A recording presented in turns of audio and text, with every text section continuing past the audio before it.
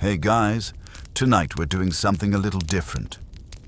No royal banquets, no heroic knights galloping into battle.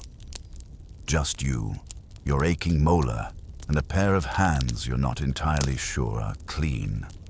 You're sitting in a one-room cottage with straw on the floor, a dog somewhere under the table, and a very bad feeling in your jaw. That familiar throb is back. Slow, deep, and pulsing like a warning bell no one else seems to hear. It started last week after you bit into something suspiciously crunchy, and now it's spreading through your skull like someone's playing drums on your nerves with a hot spoon.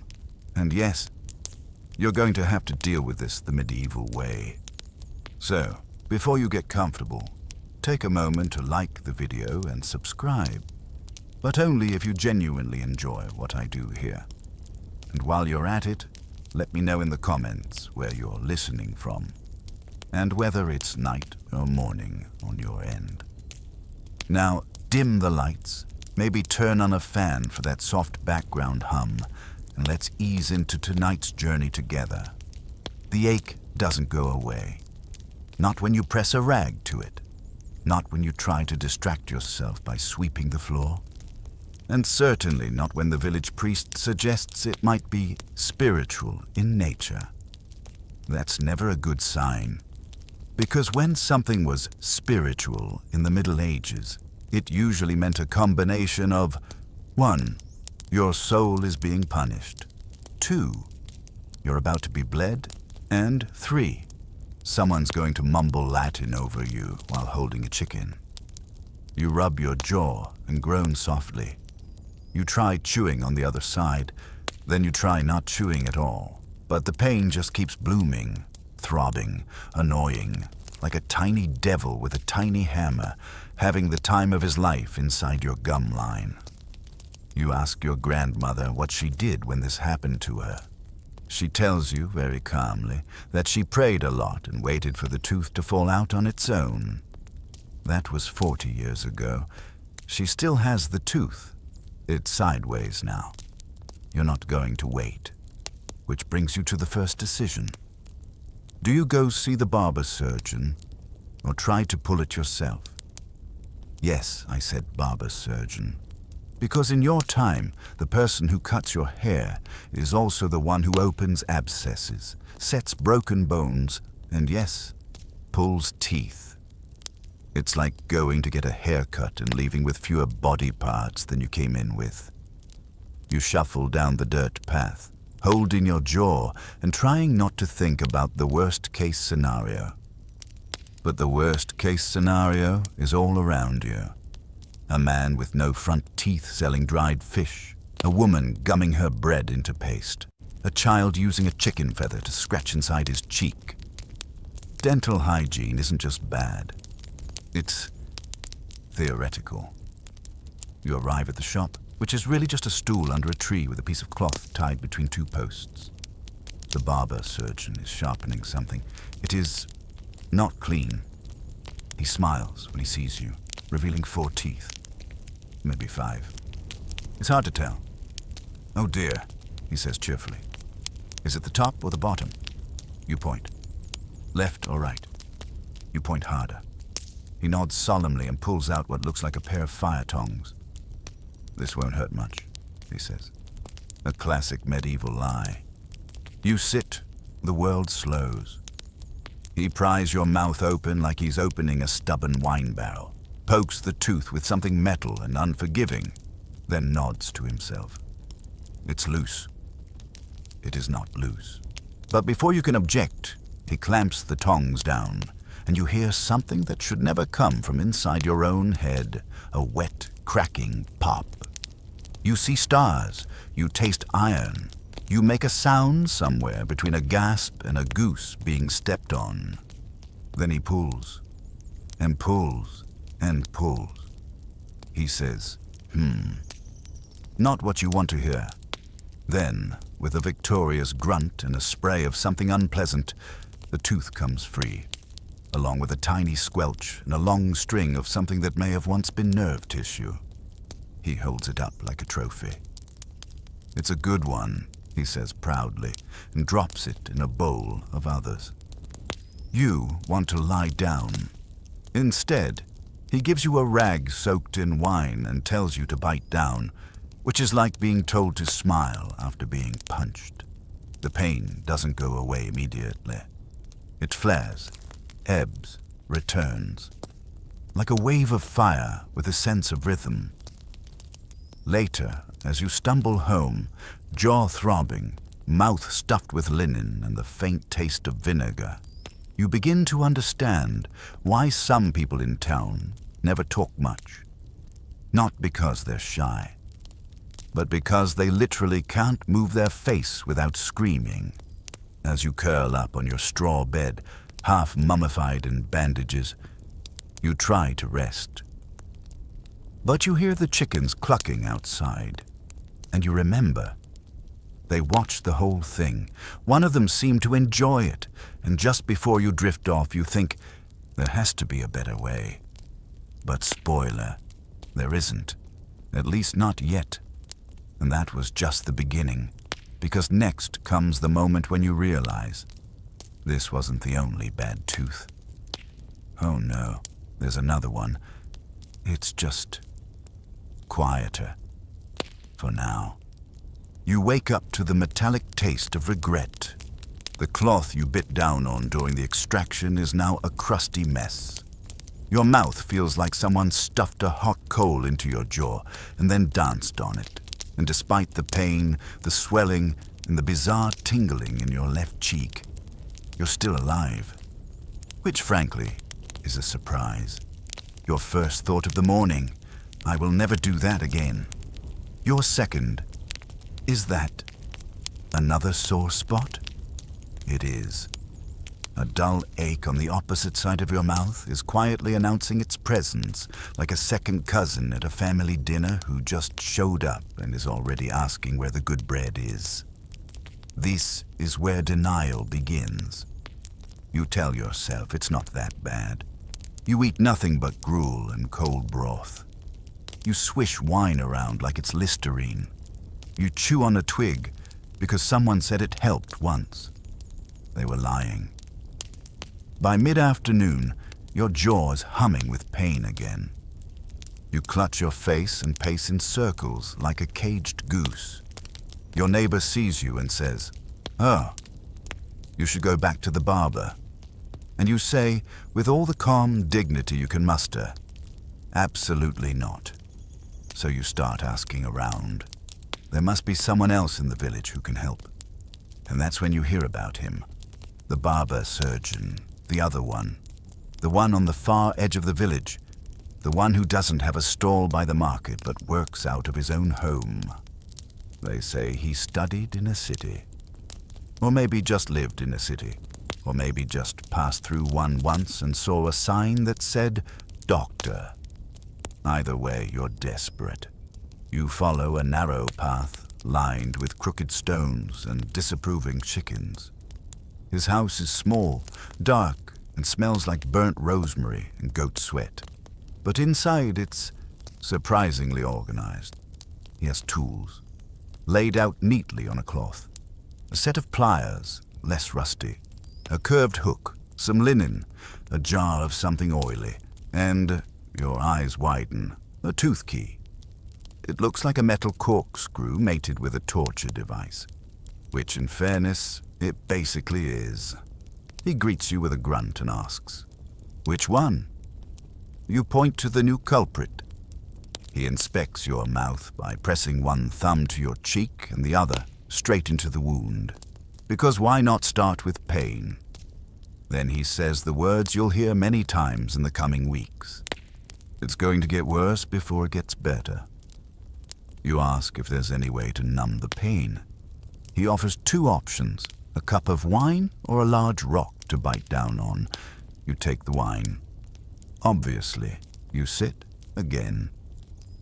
He uses the tooth key this time and, oh boy, it's worse than the tongs. He winds it around the base of the tooth, slowly, carefully, until it feels like your skull is being cranked open like an old cellar door. Then, With one firm twist and a sound that is somehow both wet and crunchy, the second tooth is out. This time, you don't scream. You just stare at the ceiling, mouth open, thinking about how nice it would be to float into the sky and never return. You leave with a bandage on your face, 2 fewer teeth, and the sinking feeling that this is not the end of your dental journey. It's barely even Act 1. Because the real horror isn't just the pain. It's realizing that everyone around you sees this as normal. At dinner that night, your uncle shares a story about how he once pulled his own molar with a knife and a hot nail. Your aunt nods, adding that she once had a tooth just fall out while laughing. Everyone laughs. You do not. You slurp your broth quietly and avoid smiling. And as you lie back in bed, watching the shadows on the ceiling flicker from the candlelight, you start to wonder, who came up with this system? Who decided that barbers, people who are famously good with scissors and gossip, should also be trusted with surgical instruments? It's not like they had medical school, but they had something better. A bucket, a rag, and the terrifying confidence of someone who thinks they're doing you a favor. And that's how you learn your next lesson. In the Middle Ages, trust was given out far too easily. Still, you have questions. You're not the only one, because as painful as that second extraction was, it could have been worse. Much worse. You heard stories growing up. Strange, whispered tales about a time when blacksmiths were the ones pulling teeth. And you always thought it was a joke. Until now. You find yourself back at the village square, sitting on a log, sipping thin soup through pursed lips and wondering if your jaw will ever forgive you. The ache has dulled into a constant, dull pressure, like a grudge held by your gums.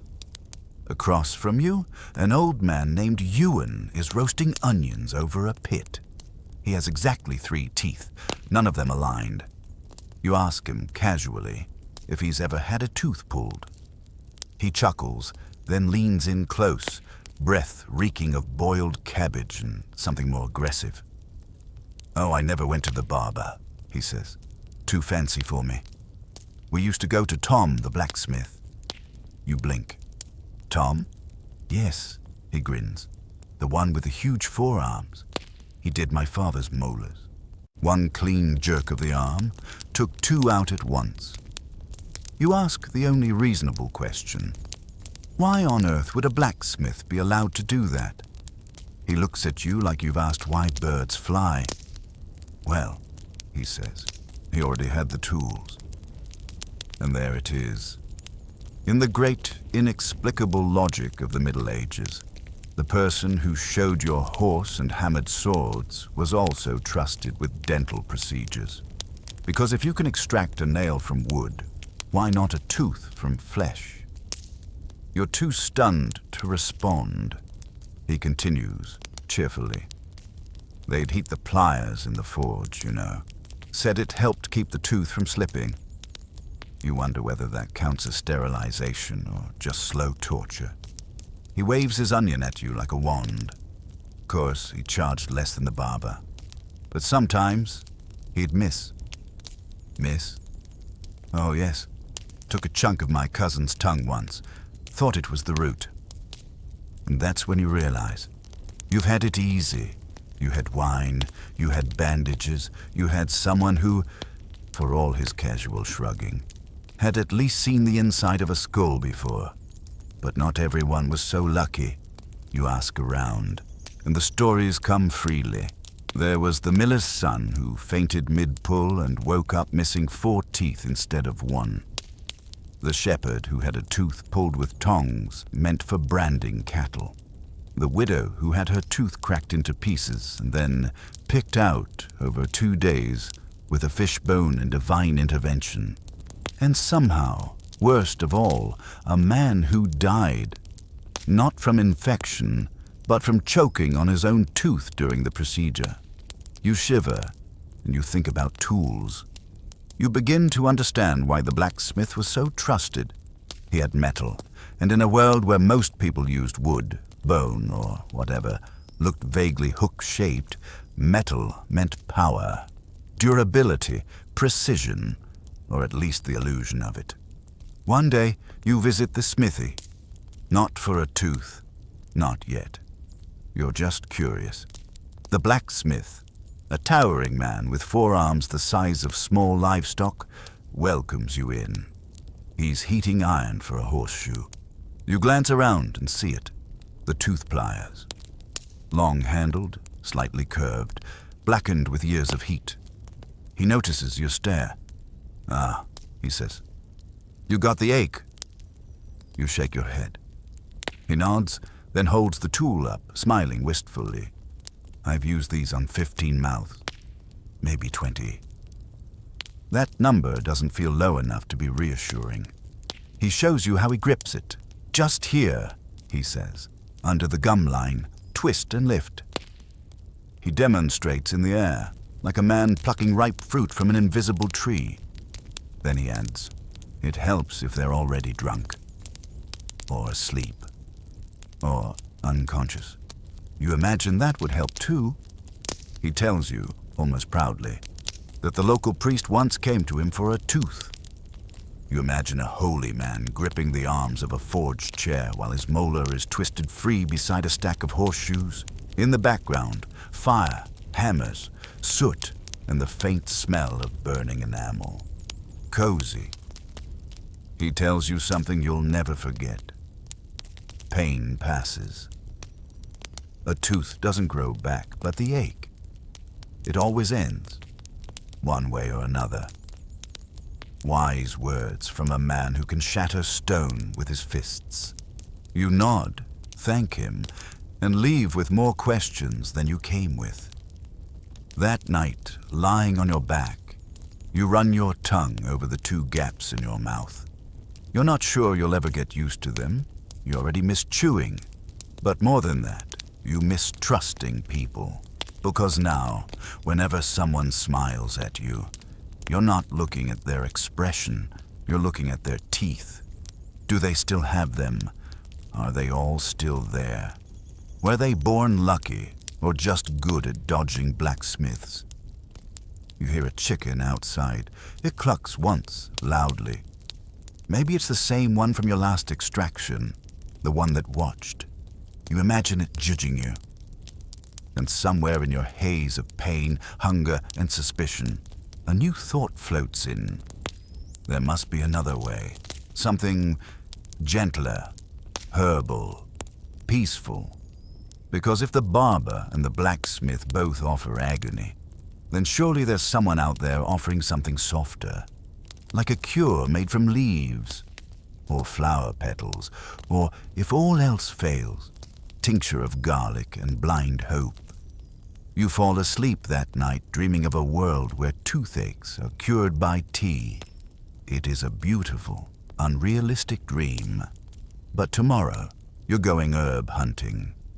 Morning comes with the same dull ache echoing in your jaw, like a choir of very small, very angry goblins. But you're a changed person now. 2 extractions in, and a 3rd tooth beginning its slow rebellion. You've made a decision. No more metal. No more barbers with wine breath and tongs that rattle when they speak. No more blacksmiths swinging tools that could just as easily reshoe a horse as remove your jawbone. Today, you're going natural. So you do what any sensible medieval peasant would do in your condition. You walk into the woods. The villagers speak of a woman who lives past the orchard, near the edge of the forest. She's not a healer, exactly. More of a, well, the polite word is herbalist. The less polite word is witch. But that's fine. You're not picky anymore.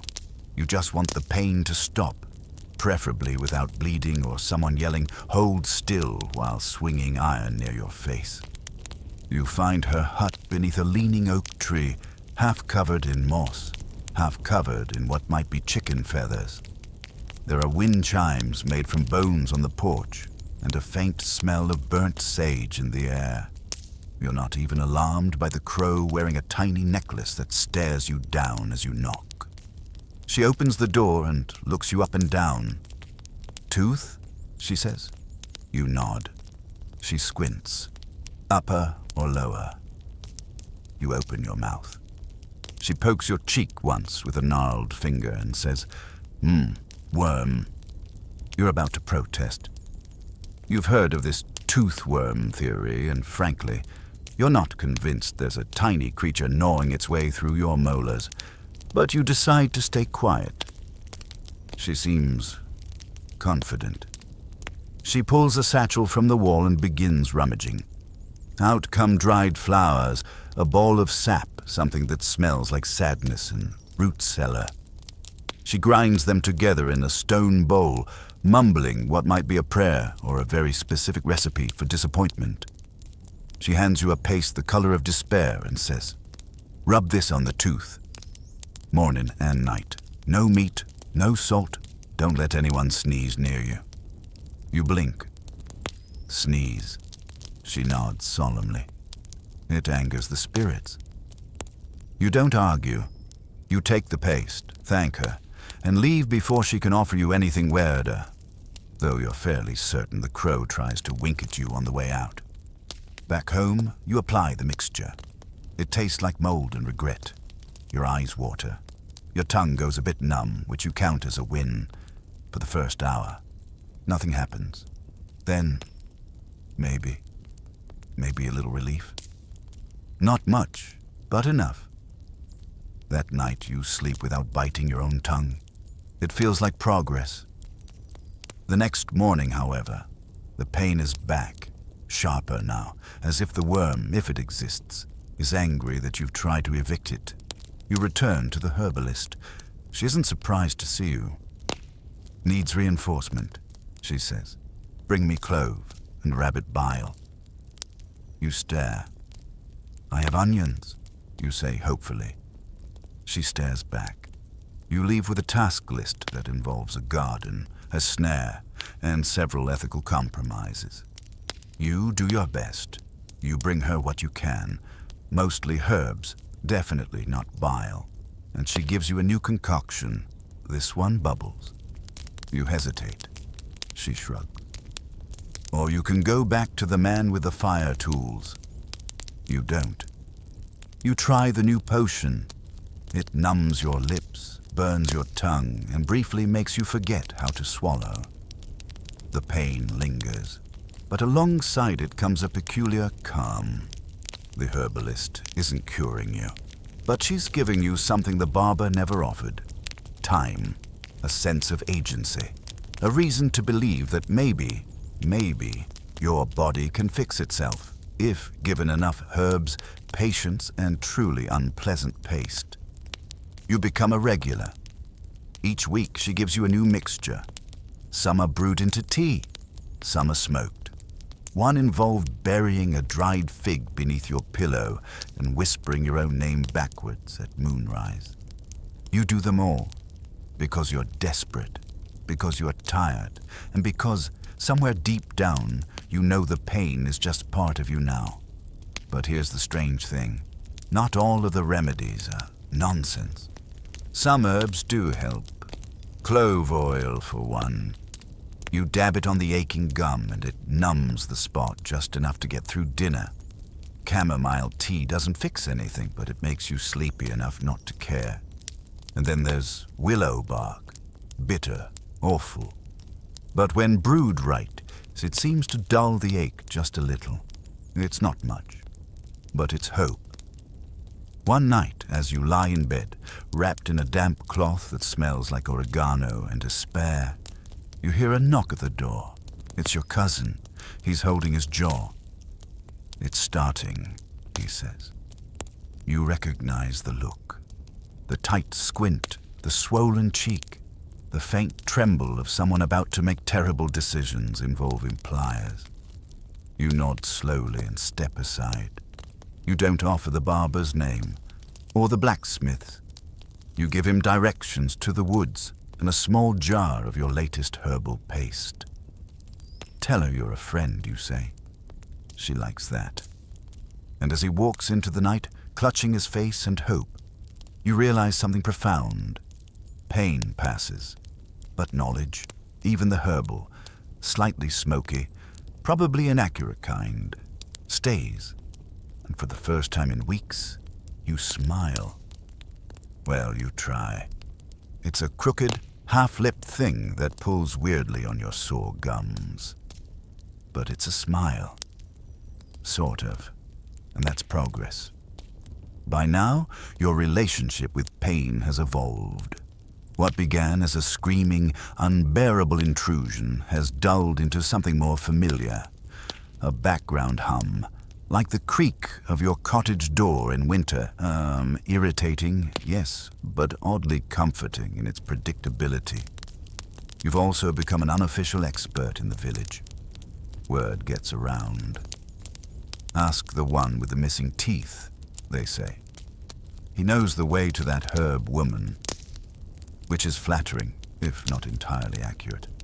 You're not exactly healed, just functioning through fog. But one morning, as you're boiling water for willow bark tea and practicing the ancient art of not chewing, you overhear a conversation in the square. Two merchants, one toothless, the other wearing what looks suspiciously like a golden incisor. They're talking about toothworms. Again, you sigh. The toothworm theory has been clinging to medieval medicine like a barnacle. People honestly believe that tiny worms live inside your teeth, nibbling and burrowing until you either yank the tooth or lose your mind. It sounds absurd, until someone tells you they've seen it. Seen the worm wriggle out after an extraction.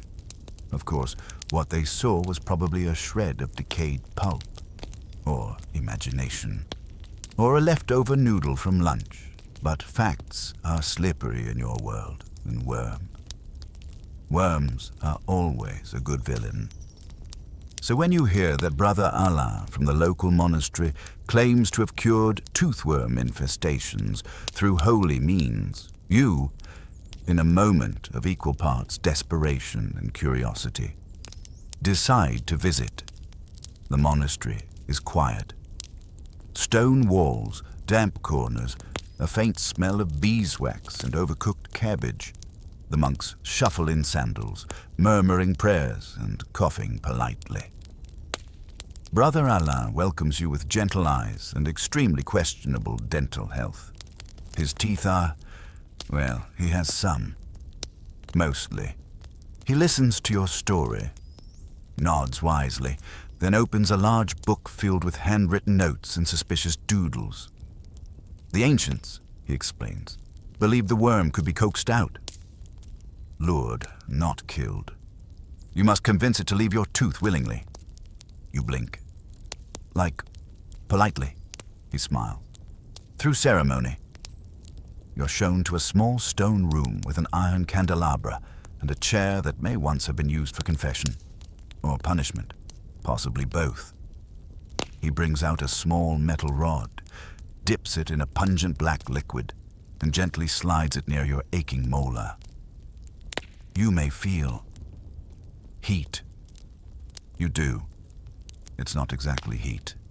It's more like someone has introduced your nerve endings to a beehive on fire. You clutch the sides of the chair. Your foot twitches. He begins to chant. Not loudly, more like humming in Latin. It's oddly soothing, except for the part where your tooth feels like it's sizzling from within. After what feels like 7 years, but is probably 3 minutes, he removes the rod and looks into your mouth with a hopeful glint. Did it come out? You croak. He shrugs. It depends on your faith. Which is not an answer you like to hear in dental contexts. You thank him slowly and leave the monastery with your face half numb and your soul slightly confused. The pain?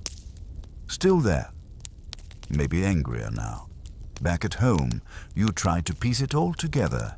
So far, you've been pulled by a barber, yanked by a man who makes swords, paste smeared by a forest witch, and smoked by a monk with a chanting habit.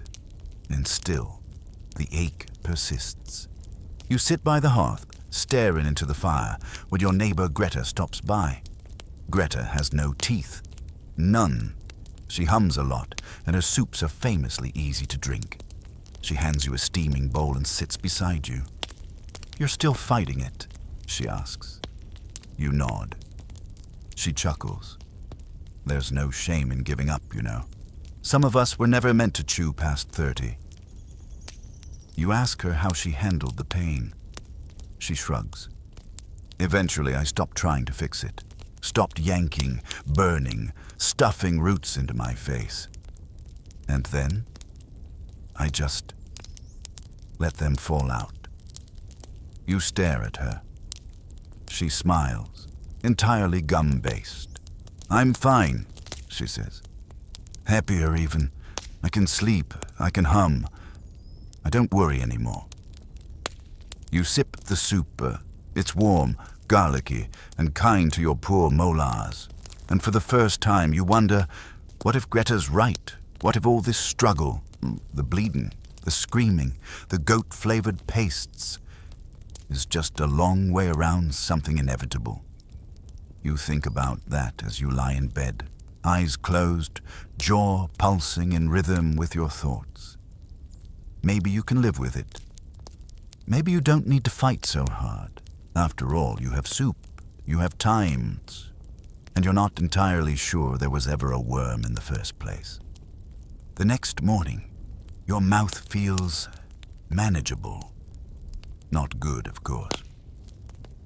Good went out the window 2 teeth ago, but the pain has curled inward like a sleeping cat, content to just exist rather than scream. You eat soft bread soaked in broth. You hum a little tune like Greta. You almost feel at peace, until a knock on your door ruins everything.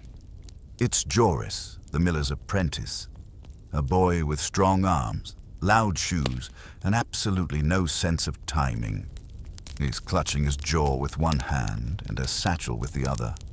His eyes are wide. "Barber's gone," he blurts. "Ran off, something about taxes." You blink. That doesn't sound like your problem. Then he adds, "You're the only one who knows how to do it now." You stare at him. "Do what?" He opens his mouth, tilts his head back, and points to a molar that looks like it's trying to escape his skull sideways. Your stomach flips. "I can't pull your tooth," you say. "I'm not a—" "You've had 3 out," he interrupts. "You've seen things." Well, that's technically true. You've survived things, and in this village that counts as expertise. So you do what every unqualified medieval citizen does when faced with sudden responsibility. You panic quietly, make tea, and start improvising. You take out your little wooden box of herbal things: dried clove, a sprig of thyme, a piece of clean linen, the slightly curved iron spoon you now call your tool. Joris sits on your stool, breathing fast, mouth open like a broken puppet. You dab clove oil on his gum. He winces. You offer him a piece of bark to bite, which he refuses. Then you go in, and you tug, and twist, and almost faint yourself when you hear the wet crack of something coming loose. It's done. You hold the tooth up like a tiny, terrible trophy. Joris nearly hugs you, which you deny with a firm glare and an arm's length. He leaves with a crooked smile and a new appreciation for soup. You sit there, holding the bloodied linen in your shaking hands, and realize something horrifying. You're now the village dentist. You never asked for this. You wanted peace, sleep, soup, not a career. But people talk. And in a small medieval village, gossip moves faster than fire. By sundown, 3 more villagers knock on your door. One has a wiggling incisor. One wants clove paste. The third just wants to see your tools. You consider locking your door. You consider fleeing to the forest and starting a new life as a root vegetable farmer. Instead, you make more tea. Because here's the thing. Somehow, you do know what to do. You know how to spot the kind of swelling that means infection. You know which herbs numb and which just taste bad. You even know when to say, you should wait. That one might fall out on its own. You hate that you're right. You hate that this is your life now. But also, you kind of love it. You're helping, you're useful. And for the first time in weeks, you're not just surviving, you're helping others survive too. Late that night, after the last patient has gone and your hands still smell faintly of vinegar and thyme, you sit on your stool and look around your little hut. It's changed. There's a table now, with jars of crushed herbs. A cloth-wrapped bundle of tools, not terrifying ones. Just spoons, hooks, and your trusty wooden tongs. A stool near the hearth where people sit, nervously, trying not to cry. You didn't mean for this to happen, but here you are, toothless, aching, and somehow, in this dim, aching corner of history, the closest thing to a dentist your village has. You wrap your aching jaw in cloth, lie back in bed, and whisper to the ceiling, "I just wanted someone else to do it." But the ceiling doesn't answer. It never does. And somewhere outside, you hear another chicken. It clucks softly, like it knows, like it's watching, judging, waiting for your next patient. The days start blending together. A knock at dawn. Someone's cousin with a swollen cheek. A merchant's wife who hasn't slept in 3 nights. A shepherd who insists the pain is caused by moonbeams, but still sits obediently when you tell him to rinse with warm wine. You're no longer shocked when someone shows up holding their own tooth in a handkerchief, asking, "Can you check if this was the right one?" Sometimes it's not. Your little hut, once a place of solitude, now smells constantly of mint, vinegar, and very faint panic. There's always someone hovering near the door, asking questions like, "Is this normal?" Or, "Should it be that color?" Or, "If I swallow it, will another one grow?" You do your best to answer. Or at least to look wise while saying, and nodding slowly. Your tools, such as they are, begin to evolve.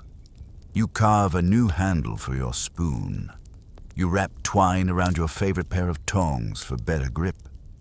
You sharpen a small stick into something that could, generously, be called a probe, or a chopstick with ambition.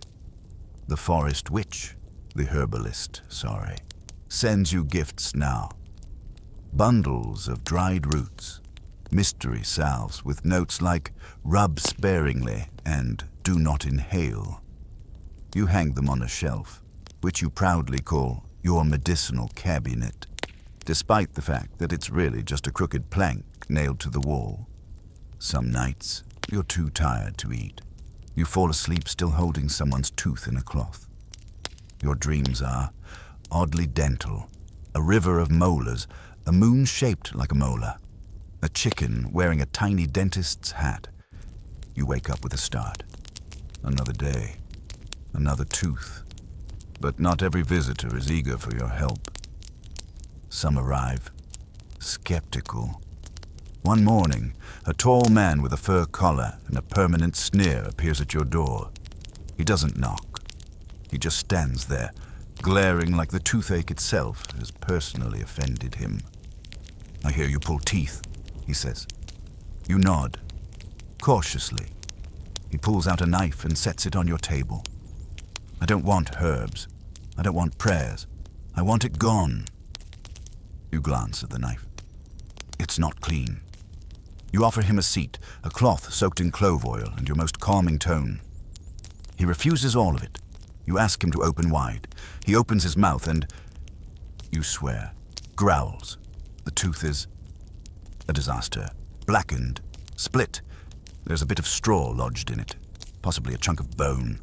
You're not convinced it's entirely human anymore. You ask, gently, if it's been hurting long. He says, "Since winter." "Last winter." You blink. "The one before this?" He nods. There are no words. You get to work. The extraction takes longer than usual. He doesn't flinch. He doesn't scream. He smiles, or at least grimaces with confidence, like a man shaking hands with agony. When it's done, he takes the tooth, pockets it, and says, "I knew a blacksmith once. Pulled mine with an iron boot hook. You're better."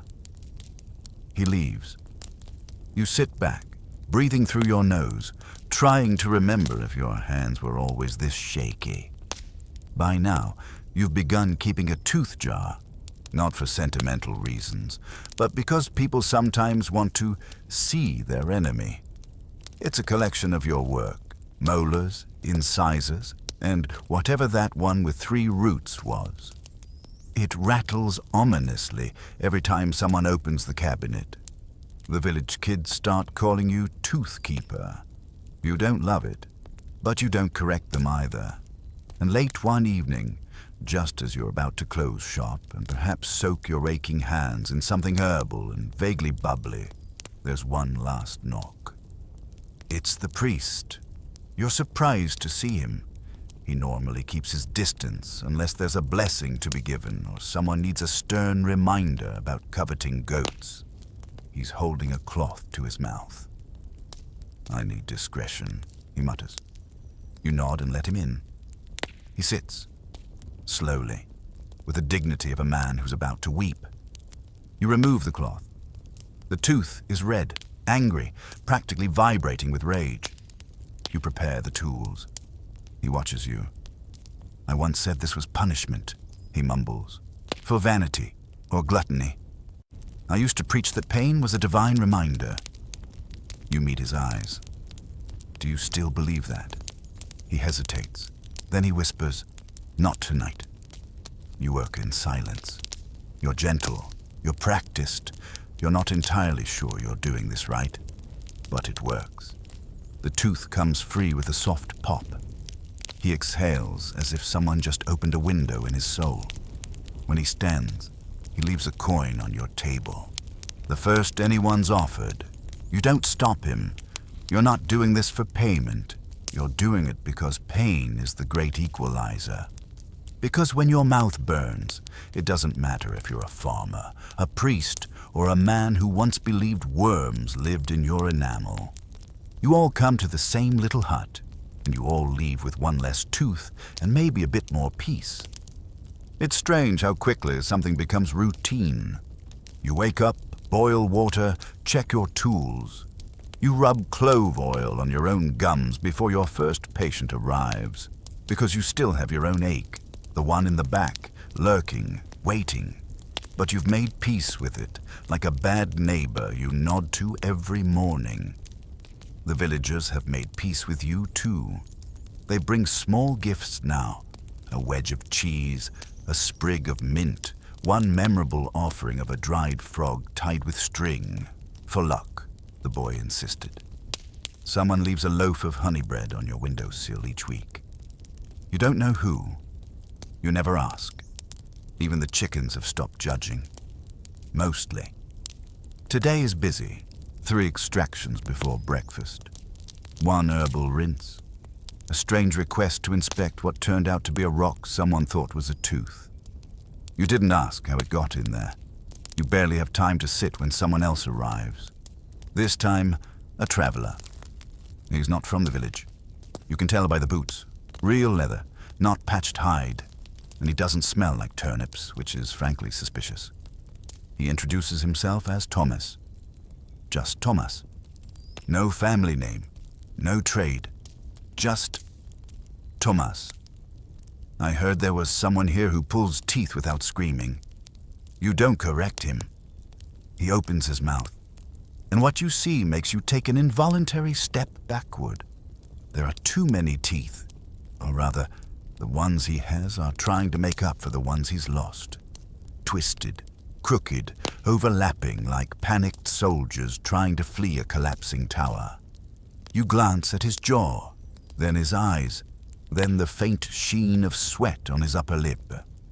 "It's the back one," he says. "Of course it is." You set him in the chair, and something strange happens. He doesn't wince. He doesn't flinch.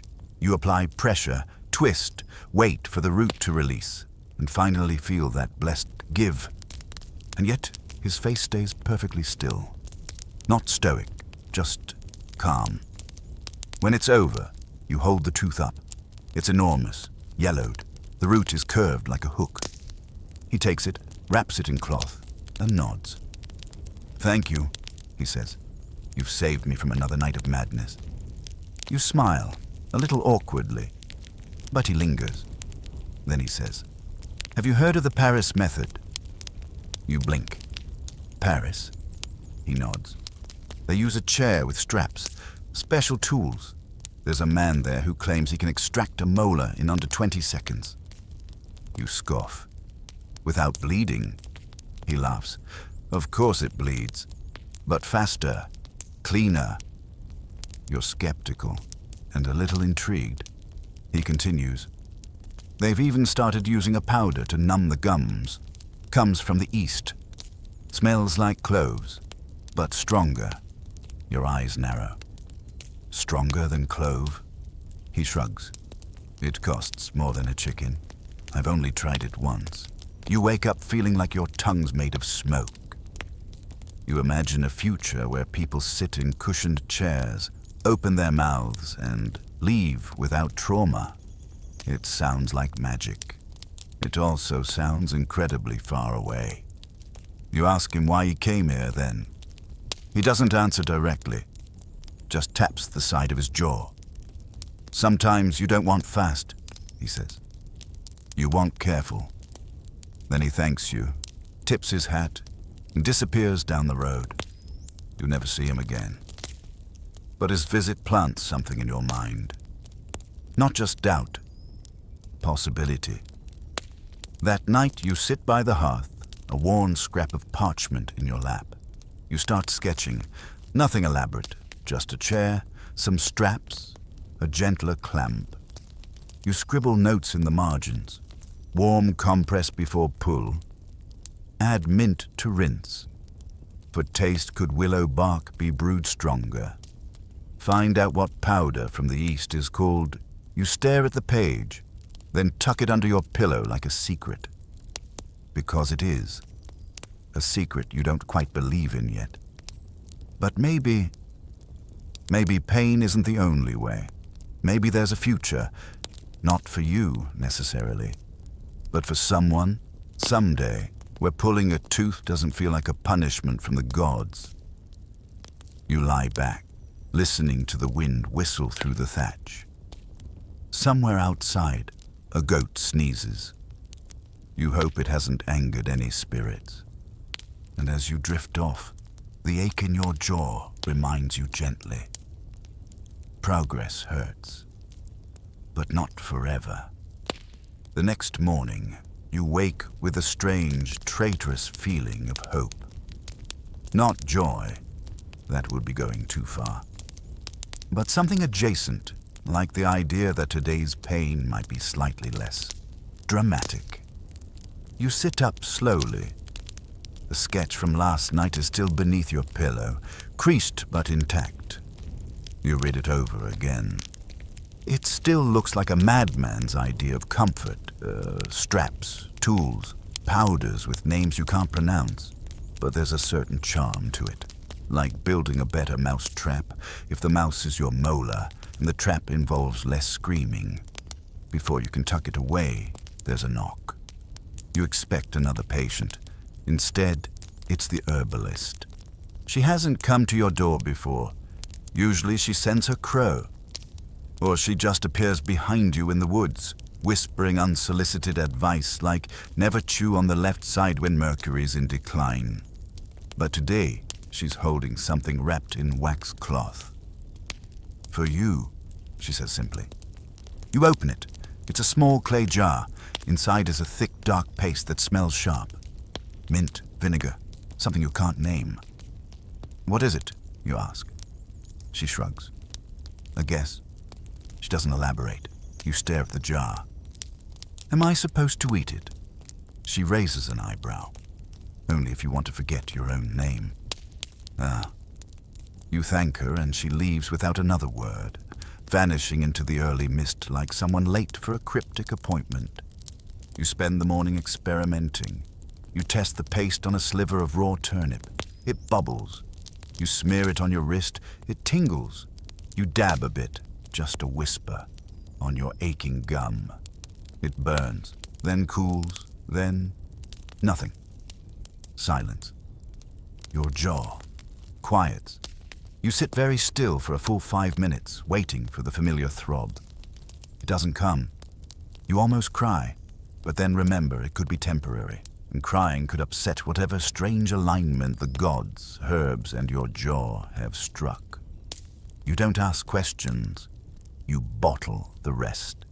And that evening, when a desperate young woman arrives, holding her face, breathing in panicked bursts, muttering about the rage in her roots, you know exactly what to do. You sit her down, offer the rinse, apply the herbalist's mystery balm with reverence, as if it's sacred, and it works. She calms, the swelling eases. You don't even have to pull the tooth.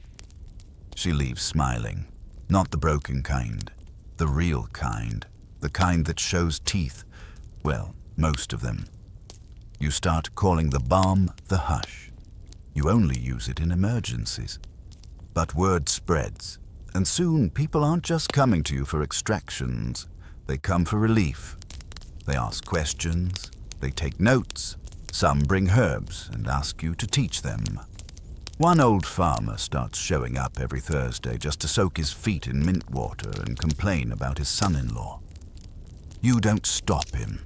There's comfort in ritual. Your hut is now part apothecary, part confession booth, part extremely underfunded surgical ward. And you, once the terrified patient, are now a healer. An accidental one, yes. But no one seemed to care about your credentials, or lack thereof. Not when they can sleep. Not when they can chew again. One evening, as the sun dips behind the trees and your fire crackles quietly, Greta stops by. She sits by the hearth, humming, then says, "You know what they call you now?" You raise an eyebrow. She grins. The gentle puller.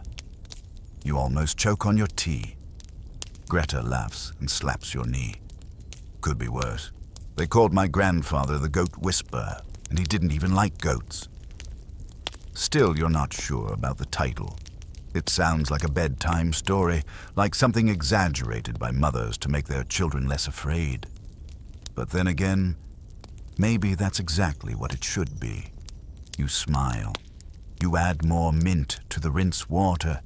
You sketch a better version of the Paris chair in the margins of your journal. And as the night deepens, you whisper to the ceiling, the same way you used to whisper in pain, but this time with something softer in your voice. I might be getting the hang of this. No answer, just the sound of wind through the eaves, and the soft creak of your stool as you reach for the hush. The first time someone calls you doctor, you almost drop your tongs into the fire. It's a child, grubby-faced, barefoot, holding a potato like it's a sacred object. She peers into your open doorway, sees the rows of little jars, the wrapped tools, the bundle of dried herbs swinging gently from a ceiling hook, and declares with cheerful certainty, "Are you the doctor? Mum says the doctor lives here now." You open your mouth to protest. You're not a doctor. You barely qualify as literate. Your last formal education involves someone yelling, "Don't eat that, it's for the pigs." But the child is already inside, placing her potato on your table like payment and asking you to please look at Granddad's tooth. It clicks when he breathes. So now, you're the doctor. Granda arrives the next day. The clicking is real. It's not his tooth, it's his nose. You recommend he avoid lying upside down for a while and give him a warm cloth for the swelling. He says, "You're smarter than that, monk," and hands you a turnip. And just like that, the title sticks. People begin referring to your little hut with reverence. The clinic. You don't argue. You don't correct them. Because you sort of are helping. You've developed a system now. A routine. Patients arrive. You ask 3 questions. How long has it hurt? Can you chew on the other side? Has anything fallen out without your permission? You examine, you rinse, you decide. Herb, hush, or extraction. You even start keeping notes. Little scribbles on scraps of parchment. Diagrams, ideas, names. The herbalist, when she visits, which is less often now, she's training a new crow, says you've become too domestic. But she smiles when she says it. Sort of. Then one afternoon, someone truly unexpected shows up. A messenger, on a horse, wearing shoes. He carries a letter sealed with wax. You assume it's a fine for illegal dentistry, or perhaps a demand that you return the jawbone you borrowed for practice. But no, the letter is from a nobleman. Not local, from the next county over. Someone with a long name and very specific teeth. It reads, "I've heard of your methods. The silence, the herbs, the hush. I've heard you do not scream. My wife requires assistance. We will arrive in 3 days." You nearly faint. You don't serve nobles. You serve farmers, cooks, shepherds with chipped canines and anxiety. Not people with names like de Clairvoix.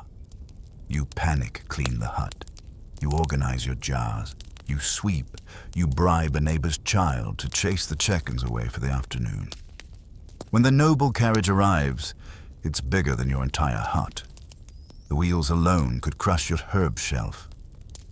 A tall man steps down first. Sharp beard. Smells like foreign soap. Behind him, a woman steps out, elegant, veiled. She doesn't speak, just nods once and walks through your doorway as if it were gilded marble. She sits, opens her mouth, and points. You recognize the pain immediately. Lower left molar.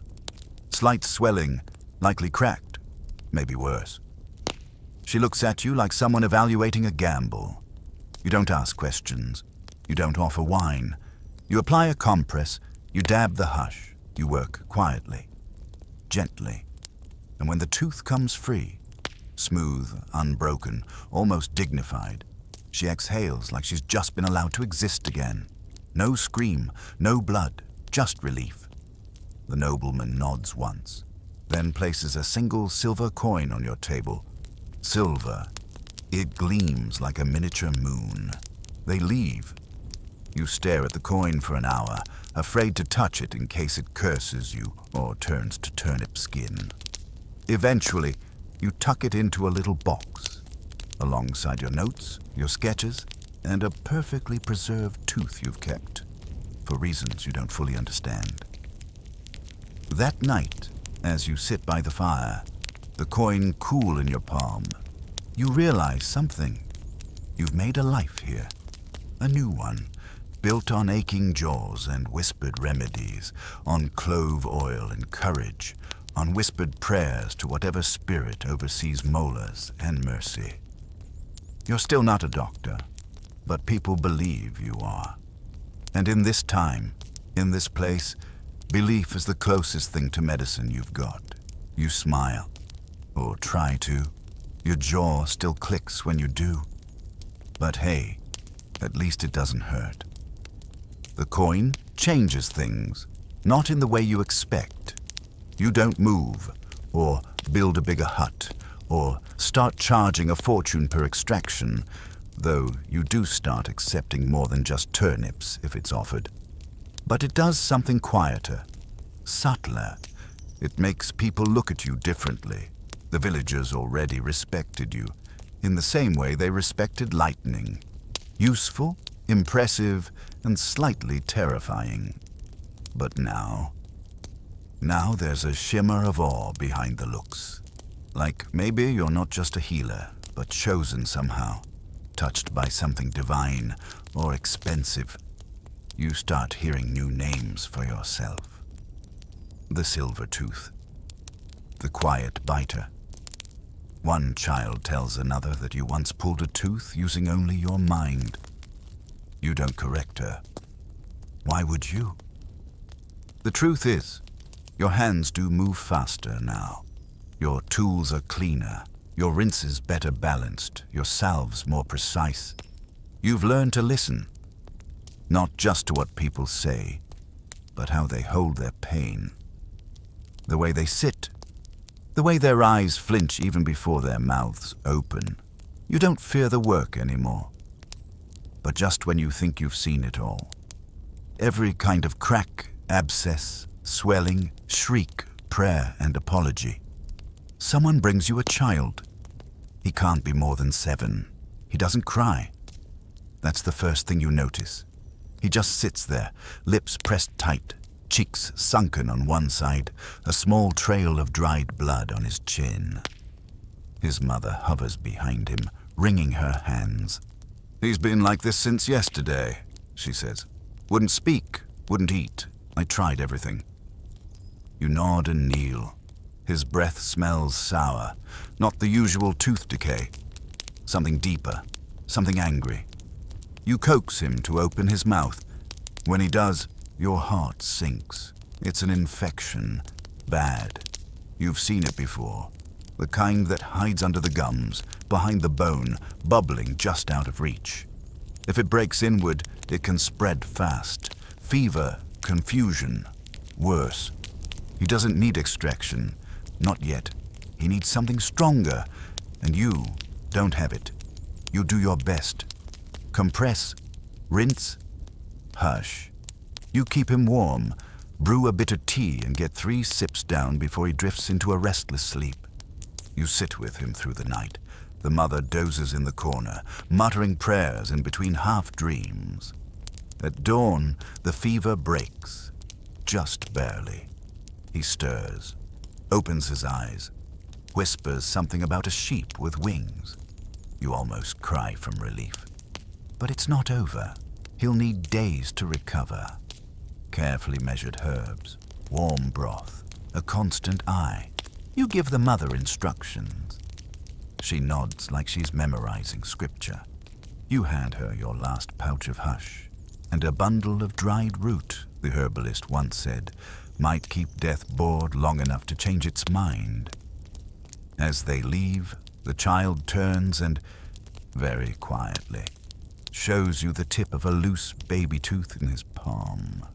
You smile and press your fingers to your lips, a secret between doctors. He grins. It's lopsided, but it's real. You sit by the fire that night and think about how close it was, how thin the line is between a routine ache and something that eats through bone.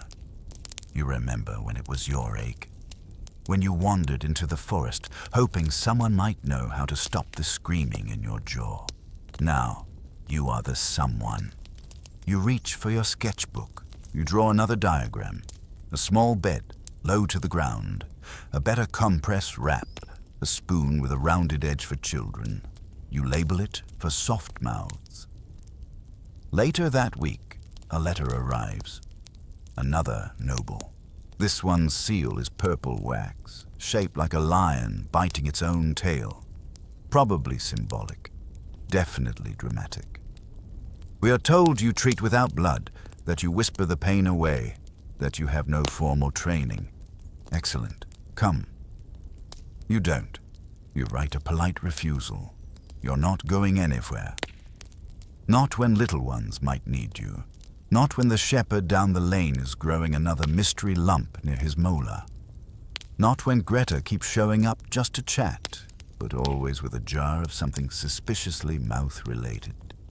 You've become the place where the hurt people go, where pain leaves quietly and dignity stays behind.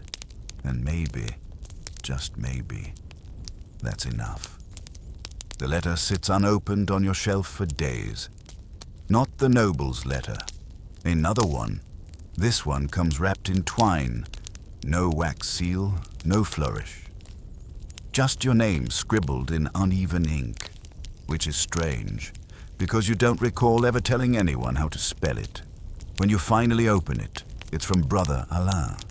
Yes, that Brother Alain, the chanting monk who once smoked your tooth into near oblivion while murmuring Latin over your face like a bedtime curse. His handwriting is surprisingly neat. To the tooth-keeper, it seems your fame has reached even the cloisters. I've heard whispers from traders. They say you extract in silence, that you no longer scream. I would like to visit. I have questions and perhaps something to offer. If I do not arrive by the next full moon, assume the abbot has locked the gate again. In faith and ache, Brother Alain. You read it twice, then a third team. You're unsure if you're being congratulated or cursed. But when the full moon comes, so does Brother Alain. He's older now, paler, but he still moves with the quiet confidence of someone who believes worms used to live in teeth. He brings a bundle of books. Not many. 3, to be precise. Bound in leather, scratched and weathered, smelling faintly of candle smoke and regret. I brought the old notes, he says, from the infirmary. Some are from the old abbess, the one who believed in lunar extraction. She kept diagrams and recipes. You raise an eyebrow. Recipes for poultices, ointments, mouth balms. Some might even work. You invite him inside. He studies your hut with mild awe, stops at your shelf of jars, smiles when he sees the hush. This one smells like something we used to spread on open wounds, he says. You nod. It probably was. Over tea, strong, bitter, and absolutely not blessed, he shares what he's learned. Apparently, in some corners of the world, they've begun boiling willow bark longer, concentrating it, filtering it through fine cloth and letting it dry into a powder. It numbs pain better than clove, lasts longer, tastes worse. They call it dust of silence. You want some immediately. You try to keep your face composed like a proper healer, but Brother Alain notices. He laughs. I thought you'd like that. He spends 3 days in your hut. He helps with patients. He watches you work. He hums sometimes, but no chanting. You assume the abbot discouraged that after the incident with the altar boy's infected toe. On the second day, he helps you redesign your rinse. He suggests adding rosemary, not just for flavor, but for its cleansing spirit. You don't correct him. You just appreciate that it also cuts the bitterness of the vinegar. On the third day, he leaves. Before he goes, he places a folded page in your hand. A recipe. Simple. Brilliant. Involving honey, bark, and something called night fennel, which you think is just fennel picked after sunset, but it does sound more powerful that way. You watch him disappear down the road, books slung over one shoulder, humming that same broken tune from your first visit. And you smile, because for the first time, you feel like you're not working alone. That night, you update your notes. You label a jar Dust of Silence, though you haven't made it yet. Just writing the name feels exciting, like hope with a lid. You sketch a new diagram, a mixing table, a finer sieve, a small mortar and pestle carved from river stone. You wonder if the village potter could make one. You're still thinking about it when a knock interrupts your thoughts. You open the door to find an elderly woman, bent, shaking, with a face full of lines and a mouth full of mischief. You the one who pulls teeth gently? She asks. You nod. She grins. Good. I've got 4 I don't trust anymore. You set the kettle on, You check your tongs, and as she settles into the chair, humming to herself, already unwrapping her headscarf, you realize something simple and strange. You no longer dread the work. You don't flinch at the pain. You're not afraid of failing.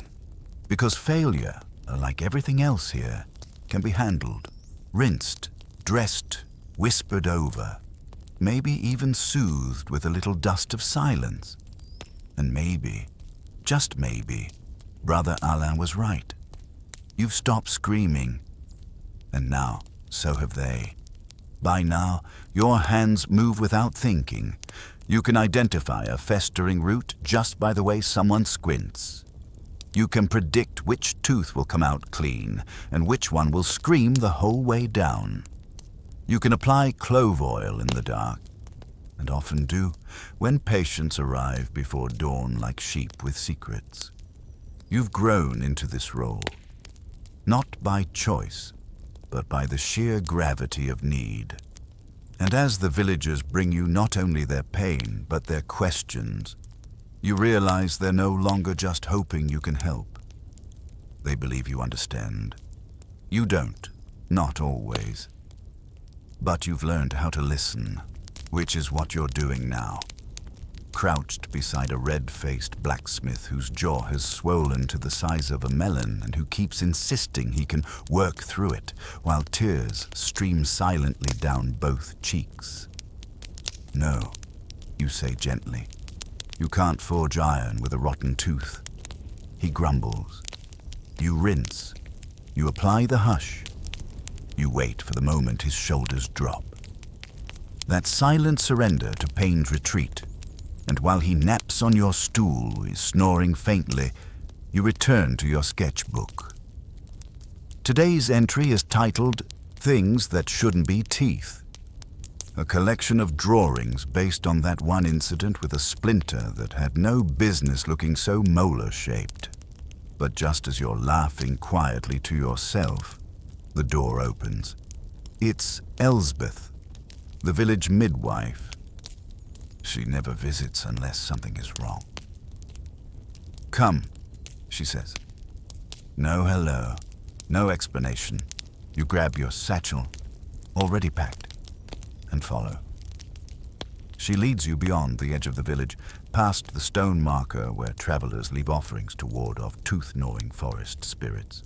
Yes, that's a thing now, thanks to you. You arrive at a small cottage where a woman lies on a straw mattress, sweating, mumbling, clutching her cheek. Elsbeth gestures. Tooth. You kneel. You recognize the signs immediately. Not just decay, sepsis. It's traveled. Her pulse is thready. Her eyes flick toward you, then away, not really seeing. You don't panic. You move fast. Heat water, brew the bark, double the hush. You know it's not enough. Not without cutting the infection free, but you try. You clean the area, you speak softly, you keep her awake. And when her husband asks, will she be all right? You don't answer. Not yet. Instead, you say, hold her hand. That helps more than anything I can do. He does. The sun rises slowly behind her as you work, as you wait, as you pray. Not with words, but with herbs, cloth, and careful silence. And somehow, she lives. She wakes at noon, dry-lipped but lucid. The first thing she asks is, can I eat soup? You laugh. Too hard. Too long. The husband looks at you like you've gone mad. Maybe you have. You return home exhausted. You sleep sitting up. You dream of teeth floating like lily pads in a pond of vinegar. When you wake, someone has left a note. You saved her. We're grateful. Also, I borrowed your pot. Hope that's all right. Elsbeth, you don't mind. Let her keep it. You sit by the fire, rubbing your temples. When Greta stops by with something unexpected, a child's drawing. It's you. Well, something tooth-shaped with arms, wearing an apron, holding what looks like a smiling chicken. You stare at it. Greta smirks. He says you're a hero. You blink. I'm just the one who didn't leave. She tilts her head. Sometimes that's all it takes. You hang the drawing above your shelf of jars. Later, while organizing your tools, you start humming. It's the same tune Brother Alain hummed. You wonder if he got it from someone, or if the song simply lives in places like this, where people hurt and others try, however clumsily, to help. You find yourself reaching for your sketchbook again. You write, "Pain is not the enemy, it's the messenger." You don't fight it, you meet it. With warm hands and something that smells faintly of mint. You pause, then add, "Also, avoid soup that's too hot." Trust me, because wisdom, after all, comes from experience, and in your case, often with a side of singed tongue. The fire crackles. Outside, someone yells something about a cracked molar and a carrot that was far too smug. You sigh, stretch your shoulders, and stand. You reach for your satchel. It's just another day in the life of the village tooth keeper. And the teeth, they never stop coming. The village is quiet tonight. Not peaceful, that's too strong a word. Just muted, like the world has padded its corners a little. The chickens aren't screaming. The blacksmith isn't arguing with his anvil. Even Greta hasn't burst in with a suspicious root that might be tooth poison or possibly a turnip. You sit by the fire, a half-carved spoon in your hand, your satchel resting by the door in case someone arrives midnight, bleeding and confused, holding a molar like a cursed gem. And then you hear it, not a knock, not footsteps, but a sound you now recognize instantly. A mouth breathing wrong. The short, wet gasps of someone trying not to cry through a jaw that has betrayed them. You open the door before the fist can reach it. It's Merrick, a farmer, widower, older than he admits, stronger than he looks. His hands are cracked from soil and frost, his back permanently bent like someone taught it the wrong posture and it never recovered. He doesn't speak. He just gestures to his cheek, already red and bulging like he's been storing marbles in it. You guide him inside, sit him down. You don't ask how long it's hurt. You can tell it's been too long. You don't ask why he waited. You know. He's a man who thinks surviving is the same as healing. You light the small lamp, open your jar of hush, but he stops you with a shake of his head. "No herbs," he mutters. You pause. "Are you sure?" He nods, slowly, solemnly. "I want to feel it," he says. "All of it, so I remember." You don't ask why. You just nod. Because sometimes the pain is the point. The remembering is the cure. You grip the tongs, and he opens his mouth. The tooth fights you. It doesn't want to leave. You've learned to recognize this. Not just bad roots, but stubborn ones. Teeth that have embedded themselves into the very personality of the person holding them. This one is part of Merrick's pride, his silence, his grief. It doesn't come out clean, but it does come out. Eventually. He doesn't scream, but his eyes water. Not from the pain, you think, but from the letting go. You place the tooth gently in his palm. He stares at it like he's just seen an old enemy fall. "Thank you," he said. Then quieter. She would have hated that sound. You don't ask who, but you press a warm cloth to his cheek and sit with him while the fire crackles. He leaves a few minutes later, slower, but lighter. You don't stop him. The quiet returns. You breathe in the smell of clove and ash. You glance at your shelf of jars. Hush, mint rinse, rosemary oil, a bottle labeled definitely not goat spit.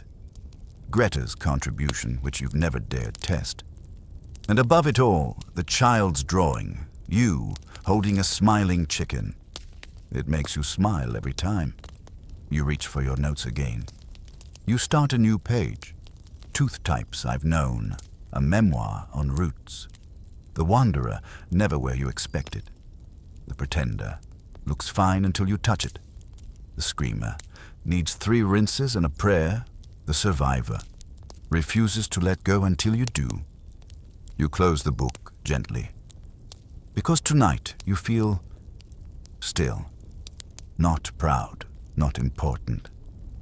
Just still. You've become something more than you intended. Not just the one who pulls, but the one who watches over the ache, who bears witness, who says, yes, it hurts, and yes, you'll survive. You stoke the fire. A few sparks jump into the air like startled thoughts, and then, as if summoned by the quiet, you hear it, a soft knock, then another. You smile, because of course, the teeth never sleep. You grab your satchel, your rinse, your hush, and you open the door. You were hoping for something simple. Maybe a loose incisor, a chipped molar, a shepherd who bit into something he definitely shouldn't have, a walnut, a rock, a sermon. But instead, standing at your door, is a young man dressed entirely in black. He's too clean, too quiet, and holding a small velvet-lined box in his hands like it contains either a sacred relic or a bomb. Are you, he says slowly, the one they call the gentle puller? You suppress a sigh.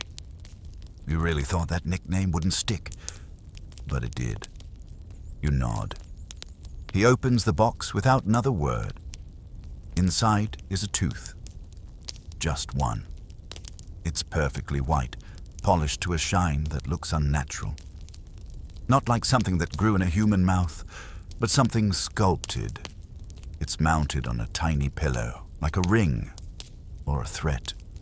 You lean closer. It's not real. Not exactly. It's a false tooth. And not just a crude wooden peg, like the ones some toothless villagers attempt to whittle out of fence posts. This one is ivory, carved, inlaid with silver filigree. You glance up. He finally speaks again. It's from the Duke. Of course it is. The Duke. You've heard rumors that he has all his teeth replaced once every decade, whether they need it or not. That his breath smells like lavender and fear. That he's made entirely of porcelain from the neck up. He wants a consultation, the man says. You blink. I'm not a... He knows. That's why he trusts you. You have no idea what that means. The man continues. The Duke's mouth makes sounds. Clicking, grinding. Sometimes it sings. You stare. I'm sorry. It sings. The man nods solemnly. Only at night. You close the box carefully. Then you lie, very gently. I'll consider the invitation. The man bows. We'll return in a week. And he vanishes into the night like an unpaid ghost. You close the door. Lock it. Immediately sit down and write on a scrap of parchment. Do not get involved with nobility who hum through their dentures. You place the false tooth on the shelf next to the dried frog. Still there, still lucky, and stare at it for a long time. Because the truth is, you're curious. Who builds a singing mouth? And more importantly, why? But the night gives you no answers. Instead, it gives you Tilda, a grandmother, widowed, known for her soup and her unsolicited opinions on root vegetables. She arrives at the door holding a hand to her jaw and cursing in languages you're not even sure exist. You welcome her in. The swelling is impressive. A true masterpiece of nature's cruelty. You prepare the rinse, apply the hush, and ask the questions she pretends not to hear. When the tooth comes out, it's the size of a grape. She stares at it with horror and pride. Good Lord, she mutters. I thought that was my sinus. You clean up. She insists on paying you in pickled beets and stories you didn't ask for. You accept both. As she leaves, she nods at the shelf where the Duke's tooth now sits. "Bit fancy for you, isn't it?" she says. You nod. "I think it's judging me." She laughs, deep and wheezy. "Let it. You're the one who still has your own." You return to your fire. You try to write, but the false tooth keeps catching your eye. Not because it's lovely, but because it's unsettling. It's everything your work isn't. Cold, expensive, ornamental. No ache, no story. You prefer the ones that scream, the ones that bleed, the ones that come out with a sigh and a tear and a whispered thank you. That tooth on the shelf, it's not part of anyone anymore. Just a symbol, an idea of perfection that forgot what a mouth feels like. You close your book, blow out the lamp. And just before you fall asleep, you mutter to the rafters, "Let no one ever carve me a silver smile." And from somewhere in the dark, faint, soft, and absolutely not real, you almost hear the tooth humming. You wake to rain. Not the polite kind. The kind that hammers the roof like it's angry you exist. The kind that turns the path to your hut into something between a river and a bad idea. You sip tea by the fire, watching the drops race down the window, and for the first time in weeks, you think maybe, just maybe, you'll get a day off. You are, of course, wrong. Before the tea cools, someone is pounding on the door. You open it to find Harwin, the miller's apprentice, soaked to the bone, clutching something in a wet rag like it might explode. "Emergency," he gasps. "It's the donkey." You blink. "The donkey?" He nods. "She bit me." You stare. "You bit the donkey?" "No, she bit me." "Look." He unwraps the rag to reveal a swollen thumb. Purple. Shiny. Possibly glowing. You can't rule it out. You wave him inside. "You shouldn't have fed her pickled onions," you mutter, cleaning the wound. "Animals have taste too." He sniffles. "It was an experiment." You rinse, bandage, scold, and send him home with instructions not to challenge livestock to duels. Just as you're about to return to your fire, the door opens again. No knock this time. It's Ruth, the baker, looking pale, damp, and furious. "I was chewing," she hisses, "and the raisin bit back." You don't ask. You just light the lamp and gesture to the chair. The offending tooth is barely holding on. You apply hush, grip gently, and it comes free with a soft pop. She stares at it in your palm. It looks smug. You nod. Most raisins are. She leaves a scone as payment, wrapped in wax cloth. It's still warm. You sit back down. 3 bites in, there's another knock. You almost scream. This time it's no one. Just a bundle on your doorstep. A small cloth-wrapped parcel with a note pinned to it. "For the puller. May it keep you warm and your tools dry." Someone whose smile you saved. You bring it inside and unfold the cloth. It's a cloak, stitched by hand, dark wool, lined with something soft. It smells faintly of smoke and mint and gratitude. You wrap it around your shoulders and feel immediately, absurdly heroic. Like a dental knight, a molar musketeer. You write that in your notebook, just to amuse yourself. The molar musketeer, armed with floss and questionable ethics. You're laughing when the 4th knock comes. It's Edric, the old gravedigger. He stands there in the rain, holding his own tooth like it betrayed him during a sermon. "Spoke too loud during a eulogy," he explains. "It jumped right out." You let him in. Sit him down. Offer tea. He declines. Just wants to talk. And so you listen. About the woman he buried today. About how she once scared off a bear with a ladle. About how her teeth stayed perfect. even in the end. And then, softly, he asks, "Do you think she'll need them where she's going?" You pause, then answer, "If she does, I'll be there." He nods. Leaves the tooth on your table. It's yellowed, chipped, but oddly elegant. You place it gently beside the false one from the Duke. 2 trophies, 2 truths. One for wealth, one for grief, both removed in silence. By nightfall, the rain has stopped. You step outside. The world is clean, shimmering, slightly squishy. The air smells of wet grass and something else. The faint scent of clove and comfort. Behind you, your hut glows faintly, like a hearth that has found its purpose. You are the gentle puller, the molar musketeer, the one who stayed, and as you wrap the new cloak tighter around your shoulders, you find yourself smiling, a little crooked, a little sore, but entirely your own. Tonight, the stars return. You hadn't realized how much you missed them, how used you'd grown to the fog, the mist, the smoke from too many hearths. But now the sky is clear, scattered with tiny lights that blink like patient old friends. You stand outside your hut, cloak wrapped tight, staring up and thinking, not about teeth for once, but about how small you are. How small this hut is, how impossible it is that anyone ever finds their way here at all, and yet they do. You sip a cup of hot bark tea, now seasoned with just enough mint to make it tolerable. And for once, there's no knock, no moan, no crash, just the gentle hush of the trees and the faint creak of your sign swinging in the breeze. Tooth key, crudely carved, slightly crooked.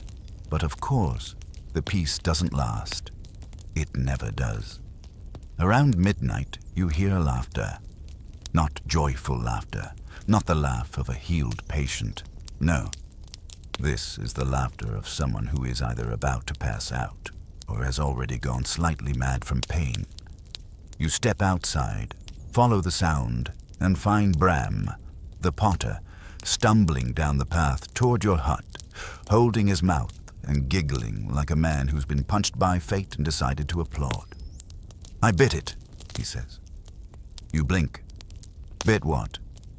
He lifts something from his satchel. It's a rock, not even a small one. "I thought it was a plum pit," he says, grinning wildly. "In my stew." You stare. He shrugs. "I don't peel the plums anymore. Builds character." You guide him inside. His front tooth is cracked, clean through like a fallen roof tile. One half still clinging to his gum, the other already swallowed most likely. You clean, rinse, hush. And as you begin to work, he tells you about the stew, about the weather, about a goat named Myrtle who keeps escaping through a hole in his fence and showing up at the blacksmiths, demanding oats. You listen. You gently twist the remaining shard free. He flinches, winces, then relaxes. You hand him a cloth. He looks down at the blood and mutters, "That's a lot of stew." You send him home with a pouch of rinse and a strict warning not to season anything with gravel. Once he's gone, you sit again by the fire. And for a brief, shining hour, nothing happens. Then comes a letter, slipped under your door, smelling faintly of perfume and terror. The handwriting is tight, precise, desperate. To the one who treats in silence, "I need your help. Not for myself, but for my sister. She's lost 3 teeth this month, and not from age. They simply dropped. No pain, no blood, just gone. She's 19. I beg you, come if you can. Nem." You stare at the letter. Lost teeth without warning. No pain.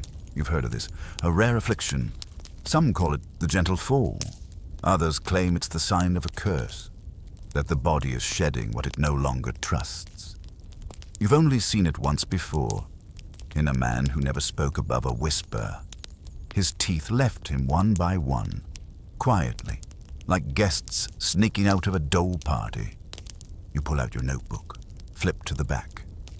There's a page labeled Strange Cases, probably not demons. You add this one to the list. Then you begin to pack. Just a small kit. Hush clove, mint balm, your 3 sharpest tools, and a handful of polished smooth stones for comfort. You tuck the letter into your cloak, douse the fire, and step outside. The moon lights your path like it's waiting. And though your hut grows smaller behind you, something in your chest grows bigger. Not pride, not fear, just readiness. You're not the same person who once lay on that stool praying for a pain to end. Now, you answer the prayers. You walk through the night, stars overhead, bag on your back, teeth in your memories. And as the wind stirs the trees and the shadows ripple across the path, you whisper, mostly to yourself. Let's see what else can fall quietly. You find the village just before dawn. It's small, even smaller than your own, tucked between 2 sleepy hills, wrapped in fog like a half-forgotten thought. Chickens shuffle about with quiet urgency. Smoke curls from a single chimney, and everyone looks at you like you've wandered in wearing armor made of spoons. You ask for M. No one answers. So you wait. Eventually, a girl appears.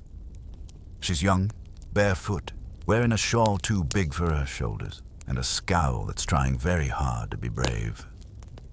I wrote the letter, she says, eyes fixed on the ground. You blink. You're M? She nods. Mira, it's my sister, Anwin. She won't let me take her to the healer. Says she doesn't want to end up with a donkey tooth like Bran's cousin. You nod solemnly. A reasonable concern. She trusts me, sort of. I told her you weren't normal. You raise an eyebrow. Thank you. She leads you to a small cottage with an uneven roof and a door that sighs when it opens. Inside, Anwin lies on a bed of straw, pale and quiet. She turns her head as you enter, slowly, like it hurts. And when she smiles, you see it, the gap. 2 teeth missing, one wobbling gently with every breath. No redness, no swelling, just absence. Hello, you say gently. She nods. You kneel beside her. Ask no questions at first, just listen to her breathing, her stories, her jokes, which are few but sharp. I guess my mouth's just tired of me, she mutters. You smile. Maybe it's making room for something better. You examine gently. What you find is strange. Not illness, not infection, but weakness. Like her body simply forgot how to hold on. You sit back, and for the first time in a while, you don't have an answer. No herb, no hush, no clever poultice made from moss and moonlight. Just time and kindness.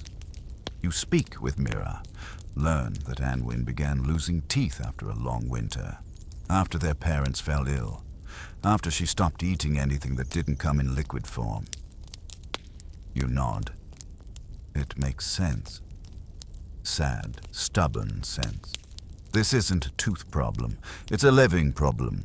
Too little food, too little care, too much silence. So you stay. Not for hours, but days. You brew broths. Teach Mira how to make a rinse that won't sting. You grind herbs into a paste that eases the ache without numbing the mouth completely. You gather soft things. Pillows, warm cloth, stories. You even carve a spoon with a smile at the end, just to make Anwin laugh when she drinks. It works. She snorts tea out her nose. Progress. By the 3rd day, she's sitting up. By the 4th, she's chewing on bread, cautiously, like it might bite back. She thanks you with a shy nod. You don't need more. When you leave, Mira hands you a small pouch. Inside is a button, one of her own. For luck, she says. and in case you ever lose your coat. You sew it to the inside of your cloak later that night. It clicks gently when you walk. A soft reminder. Back home, your hut welcomes you with a faint scent of ash and herbs. Someone's left a note pinned to the door with a sliver of bark. To the one who pulls gently. You miss the goat again? She left you something in the herb bed.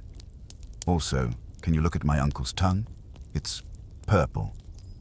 Gee, of course. You unpack, set down your tools. Write a new note in your book. Not all teeth want to stay. Some leave as a warning. Some leave because the mouth no longer feels like home. And underneath it, sometimes healing isn't pulling.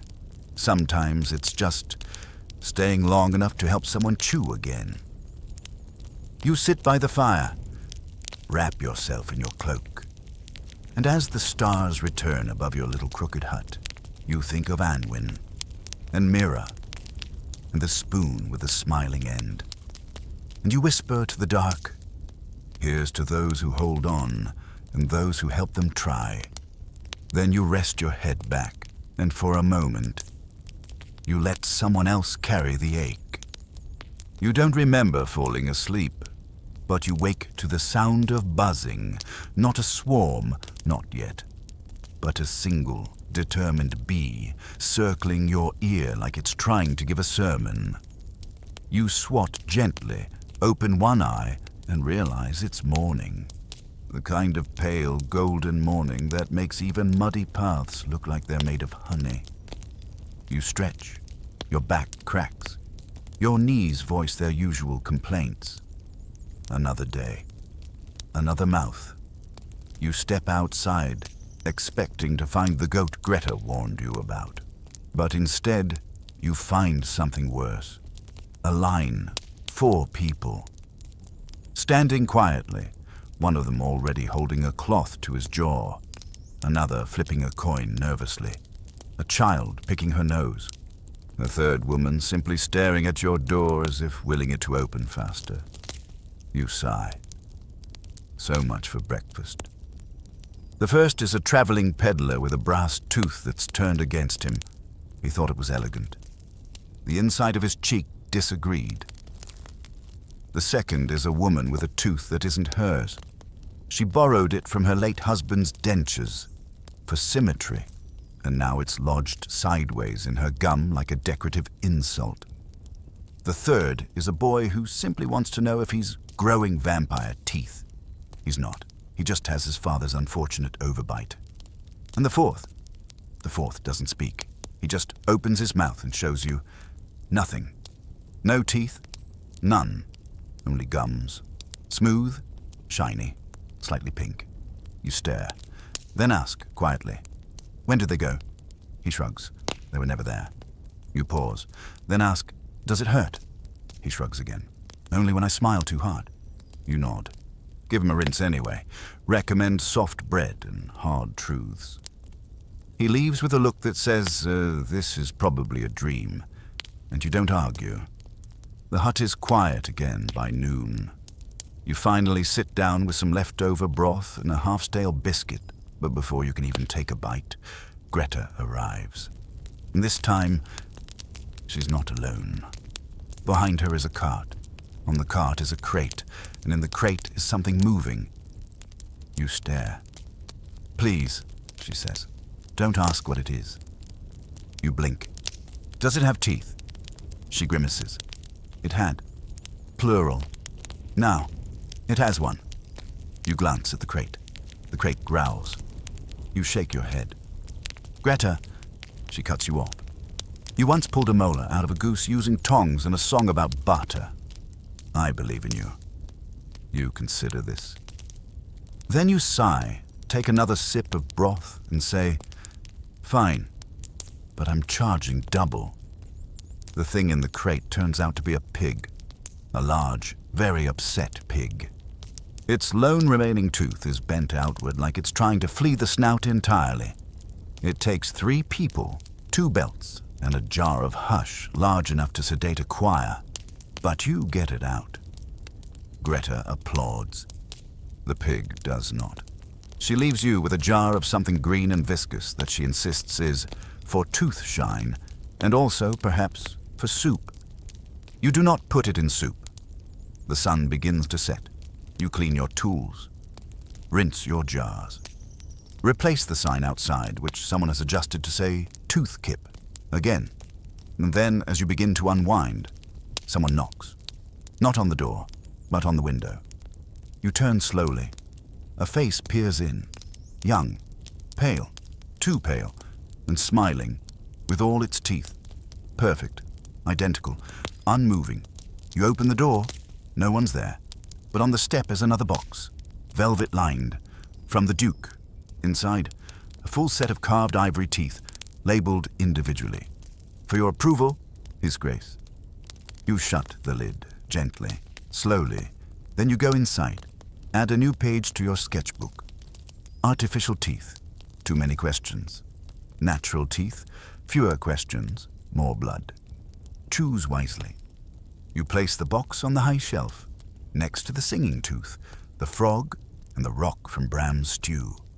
And finally, you sit down. The fire crackles, the chair creaks.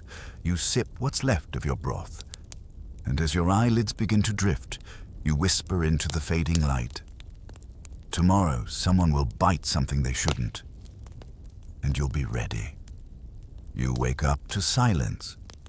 Not the peaceful kind, the suspicious kind. The kind that makes you immediately check your herb shelf to see if the goat has returned and stolen your clove again. She has, obviously. The fire is low. The sky outside is gray with the kind of fog that makes everything feel like it's happening inside a dream or a toothache, which at this point feels like the same thing. You step outside, expecting more villagers, more throbbing jaws, more objects that absolutely should not have been chewed. But instead, nothing. No line, no notes, no knock. The path is empty. Even Greta's usual yelling, something about soup consistency or goat-related crimes, is missing. You blink. You take a breath. And then you hear it. Faint. Far off. Clinking. Like metal on metal. You grab your cloak, your satchel, a pouch of hush, and follow. The sound leads you past the fields, past the herb beds, past the spot where someone once buried a cursed molar and planted daisies over it. Then, beyond the bend in the stream, you find it. A tent, large, striped, gaudy, and in front of it, a sign. Dentistry, the noble way gold, ivory, extraction by mirror light. No screaming guaranteed. You stare at it. You laugh. You scream a little inside. Then someone clears their throat behind you. It's a man in a hat too tall for his own confidence. He smiles broadly. Too broadly. All teeth. No sincerity. You must be the village puller, he says. Delightful. I was hoping you'd stop by. You eye his teeth. They're fake, perfect, immaculate, and somehow off. You nod slowly. Nice tent. He beams. Imported. Like the instruments. You glance past him. Inside the tent, you glimpse silver mirrors, glowing coals, jars filled with things that glisten in ways teeth shouldn't. He leans closer. Perhaps you'd like to assist me for a cut of the profits. You raise an eyebrow. Profits? He chuckles. Oh dear toothkeeper, you heal for free. You don't answer. Instead, you look past him again, and you see it. A girl, young, holding her jaw, eyes wide with the kind of fear that knows this was a mistake. You walk past him. He tries to stop you. You do not stop. Inside the tent, the air smells like oil and vanity. You kneel beside the girl. Her tooth is half pulled. A gold instrument is wedged too deep. You steady her. You whisper. You soothe. And then you do what you do best. Gently, firmly remove the pain. She doesn't scream. You do. At the man. You don't remember the exact words, but you know you used phrases like venomous tongs and you absolute cabbage with a hat and get your imported nonsense out of my valley before I pull your teeth and feed them to my goat. He leaves. In a hurry. The tent vanishes by morning. You walk home with the girl. Her mother bakes you a loaf of bread that may contain raisins or possibly gravel. You eat it anyway. Back at your hut, the fire is still warm. You set your satchel down, and beside your usual shelf, your jars, your sketches, your frog, you place something new. A silver tool, useless, over-designed, but polished clean, and on it you carve. Pain doesn't need polish, it needs presence. You stare at it for a while, then reach for your tea. And just as you're settling in again, someone knocks. Not patient, not even a person, technically. It's the goat. She's holding a note in her mouth. You take it. It reads, "I think I swallowed a button. Should I be worried? M." You sigh. You grab your satchel. You pat the goat on the head, and as you step out into the foggy evening once more, you murmur, "Back to work, then." Because even on quiet days, the teeth keep coming. You reach Mira's cottage by twilight. She opens the door with her usual look, equal parts panic and apology, and steps aside before you can even ask. "She says it wasn't on purpose," Mira mutters. "The button just looked tasty." You glance toward the corner of the room where the goat, now apparently named Button, is chewing peacefully on a bootlace. "She's not sick," Mira continues, "but she burped in rhythm earlier. I think she's trying to send a message." You kneel beside the goat, who bleats like someone who has no regrets. "No pain?" you ask. "She bit me when I checked," Mira replied. You reach into your satchel, pull out a small cloth pouch of dried licorice root, and toss one near the goat's hooves. She chews it thoughtfully, then sighs. You take that as a diagnosis. Digesting. "Give her broth and keep her from swallowing anything else ornamental," you say, standing up. "And maybe no more buttons." Mira nods, then hesitates. "She's been sleeping near Anwin's bed since you left.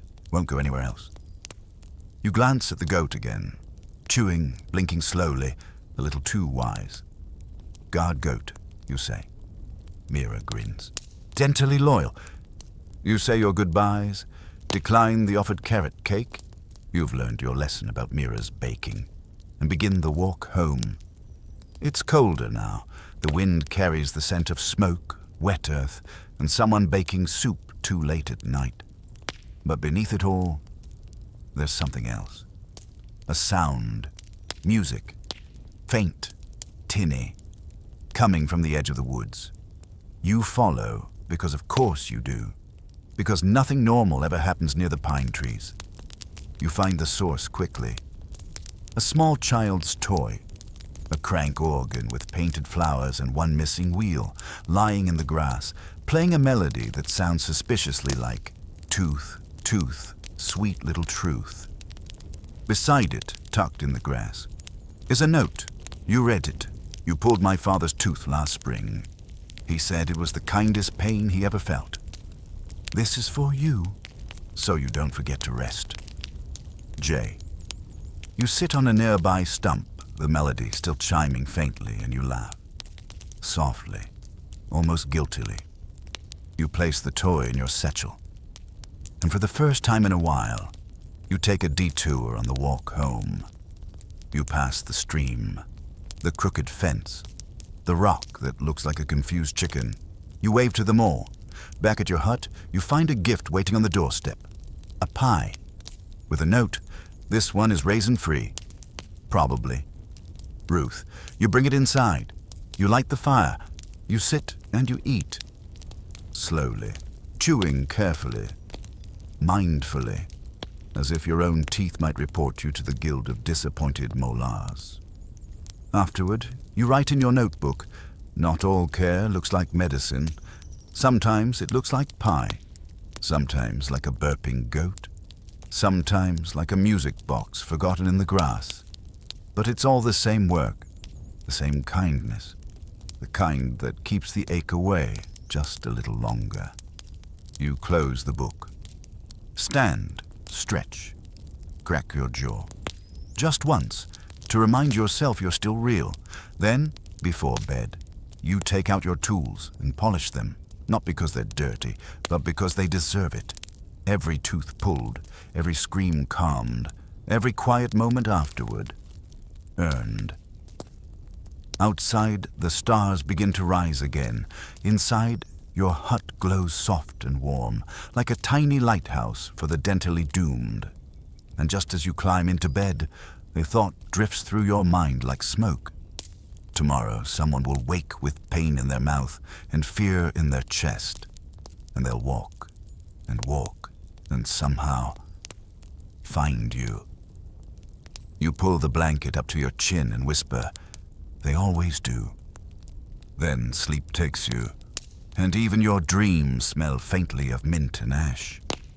You dream of teeth, not in a frightening way, not the classic "your molars fall out and start singing Gregorian chants" sort of nightmare. No, in this dream, the teeth are quiet, floating gently through the air like dandelion fluff, carried on wind that smells like clove and soot. Some are chipped, some are whole.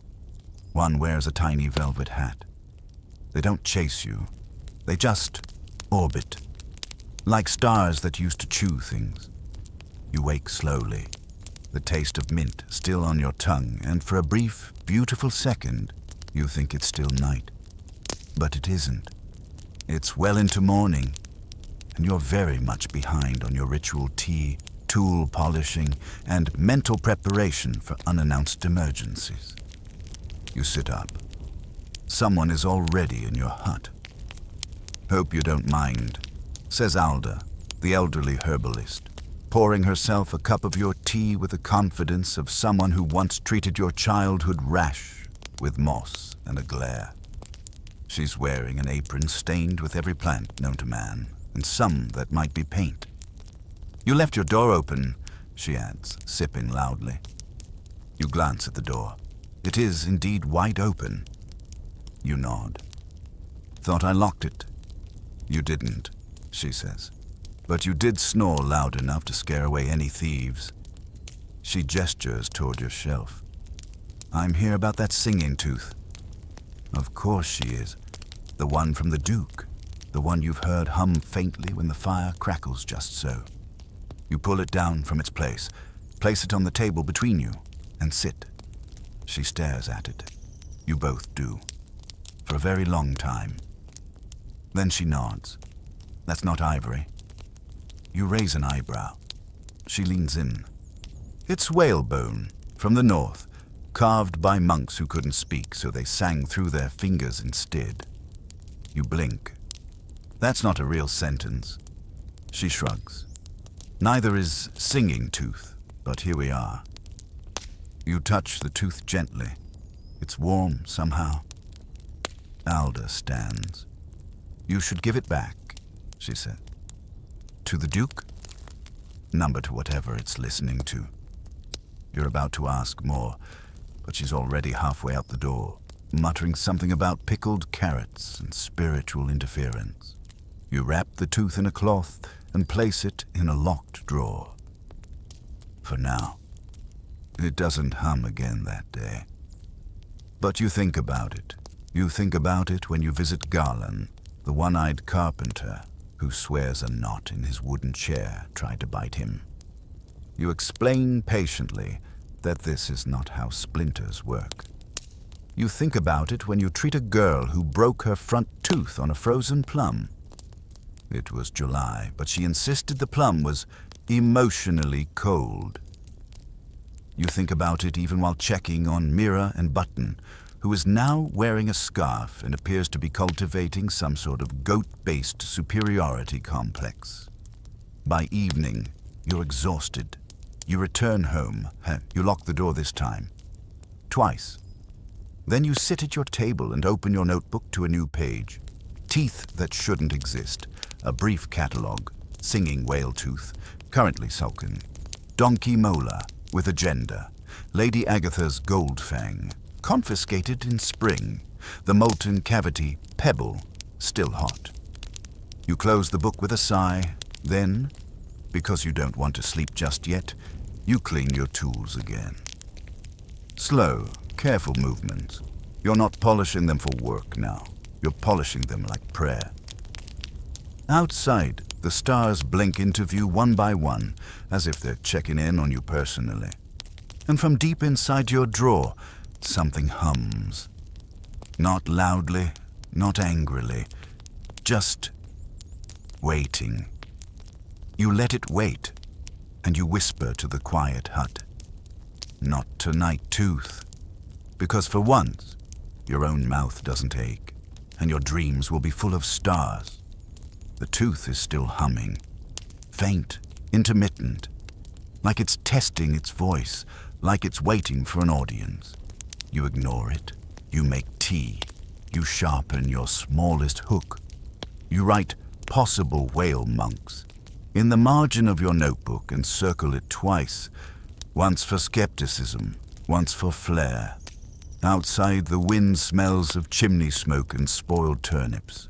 Inside, the air is dense with expectation. Something is coming.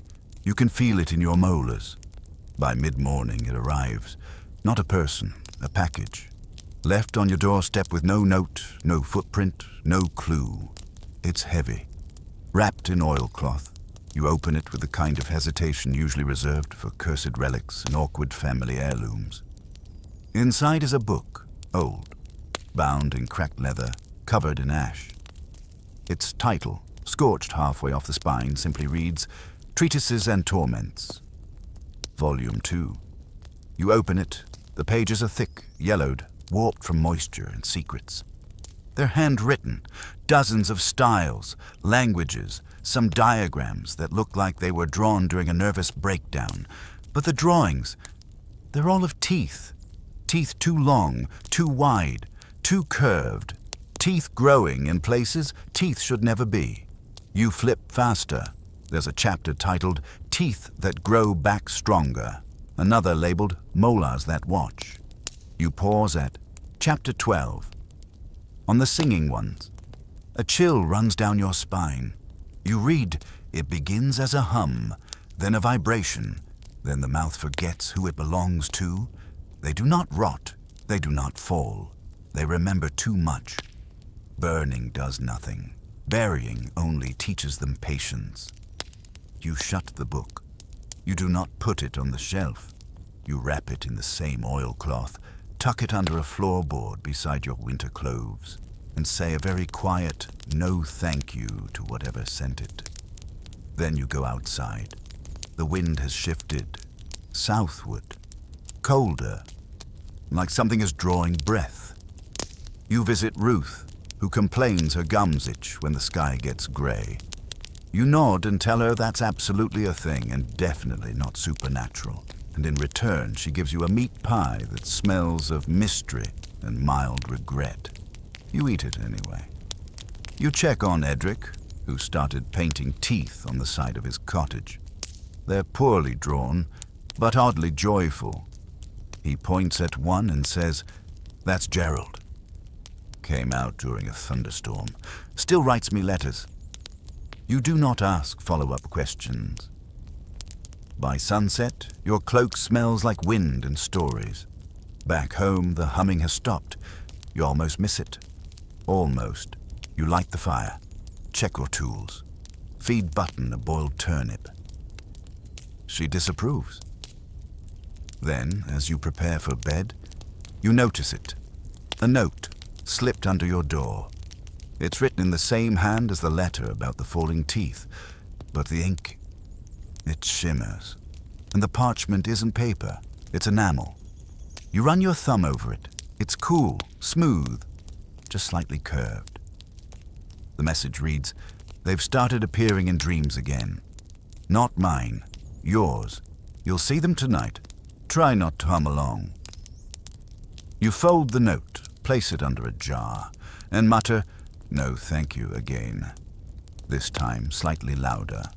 Then you blow out the lamps, climb into bed, and just before you drift off, you think, tomorrow someone will come with a toothache, but tonight it's your turn. Your turn to feel the strange pull in your gums, to dream of whale song, to stand in a forest of molars and whisper to a choir of chewing bones. You pull the blanket tight, close your eyes, and hope, deeply, sincerely, that your teeth stay where they are until morning. You wake in the dark, mouth dry, heart pounding. For a moment, you don't know if you're in your bed or somewhere else, somewhere deep and echoing, where even your breath has too many teeth. But no, it's your hut, your blanket, your familiar, slightly lumpy pillow stuffed with goat hair and regrets. You sit up slowly and feel it. Something shifted in your mouth.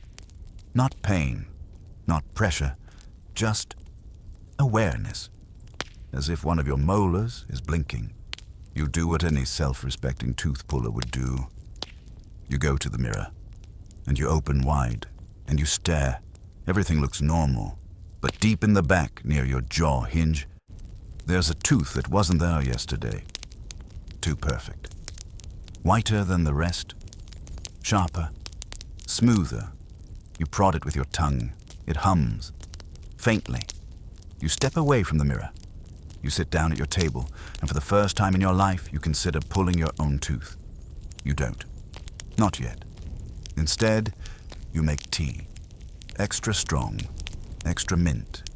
Then you unlock the drawer and take out the wrapped tooth, the one from the Duke, the whalebone, the songster. It's silent now, but you know it's listening. You place it gently on the table beside your cup, and you talk to it.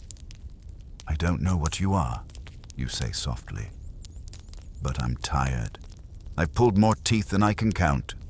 I've soothed pain, caught fangs mid-flight, calmed people who chewed rocks for fun." The tooth says nothing. "I've listened to molars confess," you add, "watched people lose parts of themselves and find comfort in the absence." Still nothing. "I will not hum." At this, the fire cracks. The wind changes direction, and the tooth shivers. Then, silence. It's morning now. Grey light pushes through the window like a shy apology. Someone knocks. A real knock. Wood on wood. You sigh with relief. Until you open the door and see her. She wears black. Not mourning black, not cloth of sadness, but ceremonial black, laced with silver thread. Sharp boots, gloved hands, a hat that does not ask for attention. It assumes it. And when she smiles, you see a row of identical teeth. Ivory, polished, too perfect. She holds up a small scroll. You don't need to read it to know what it is, but you read it anyway. By decree of the Council of Quiet Mouths, you are summoned to appear at the Black Spire. A tooth has grown where it should not. A hum has begun. You're expected. The custodian. You lower the scroll. She tilts her head. You've been singing, haven't you? No. You will. She leaves. No horse. No footsteps. Just gone. You stand in the doorway, scroll in one hand, your tongue once again checking that unwelcome molar. Still there. Still humming. Back inside, Button is standing on the table. She's chewing the singing tooth. Of course she is. You snatch it away, it's unharmed.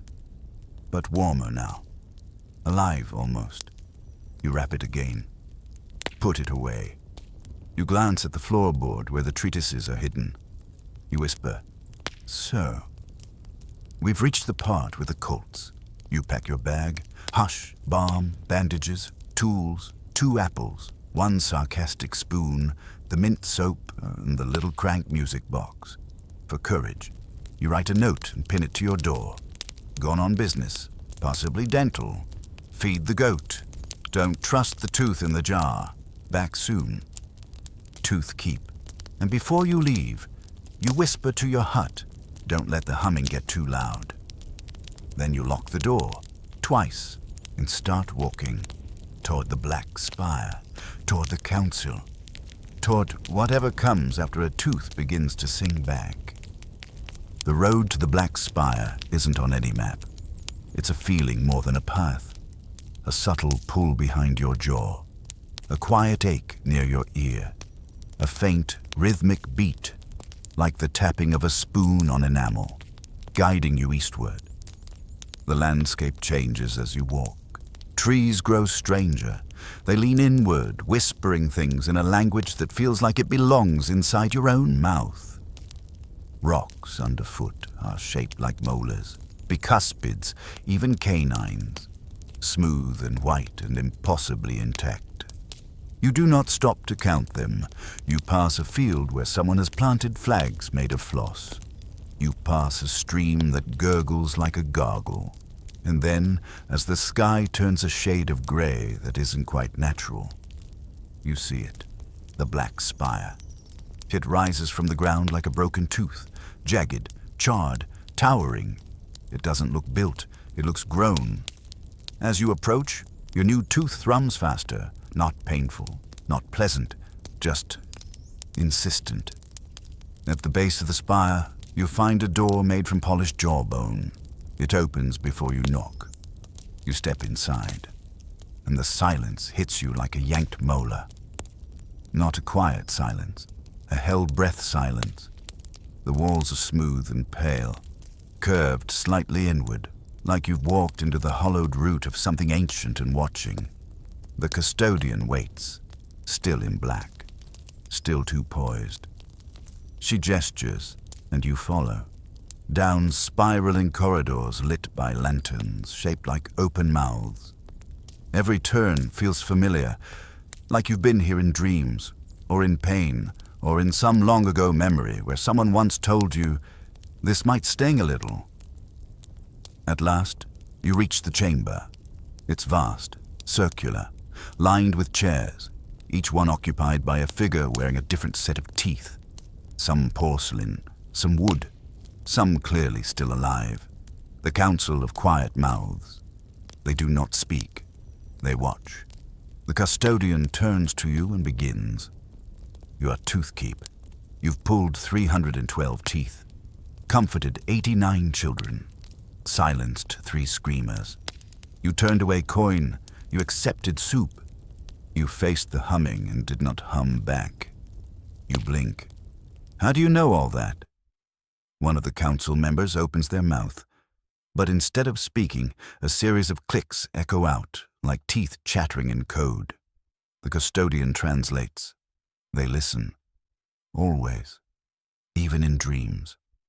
You resist the urge to check your fillings. Why am I here? The custodian gestures and a second door opens.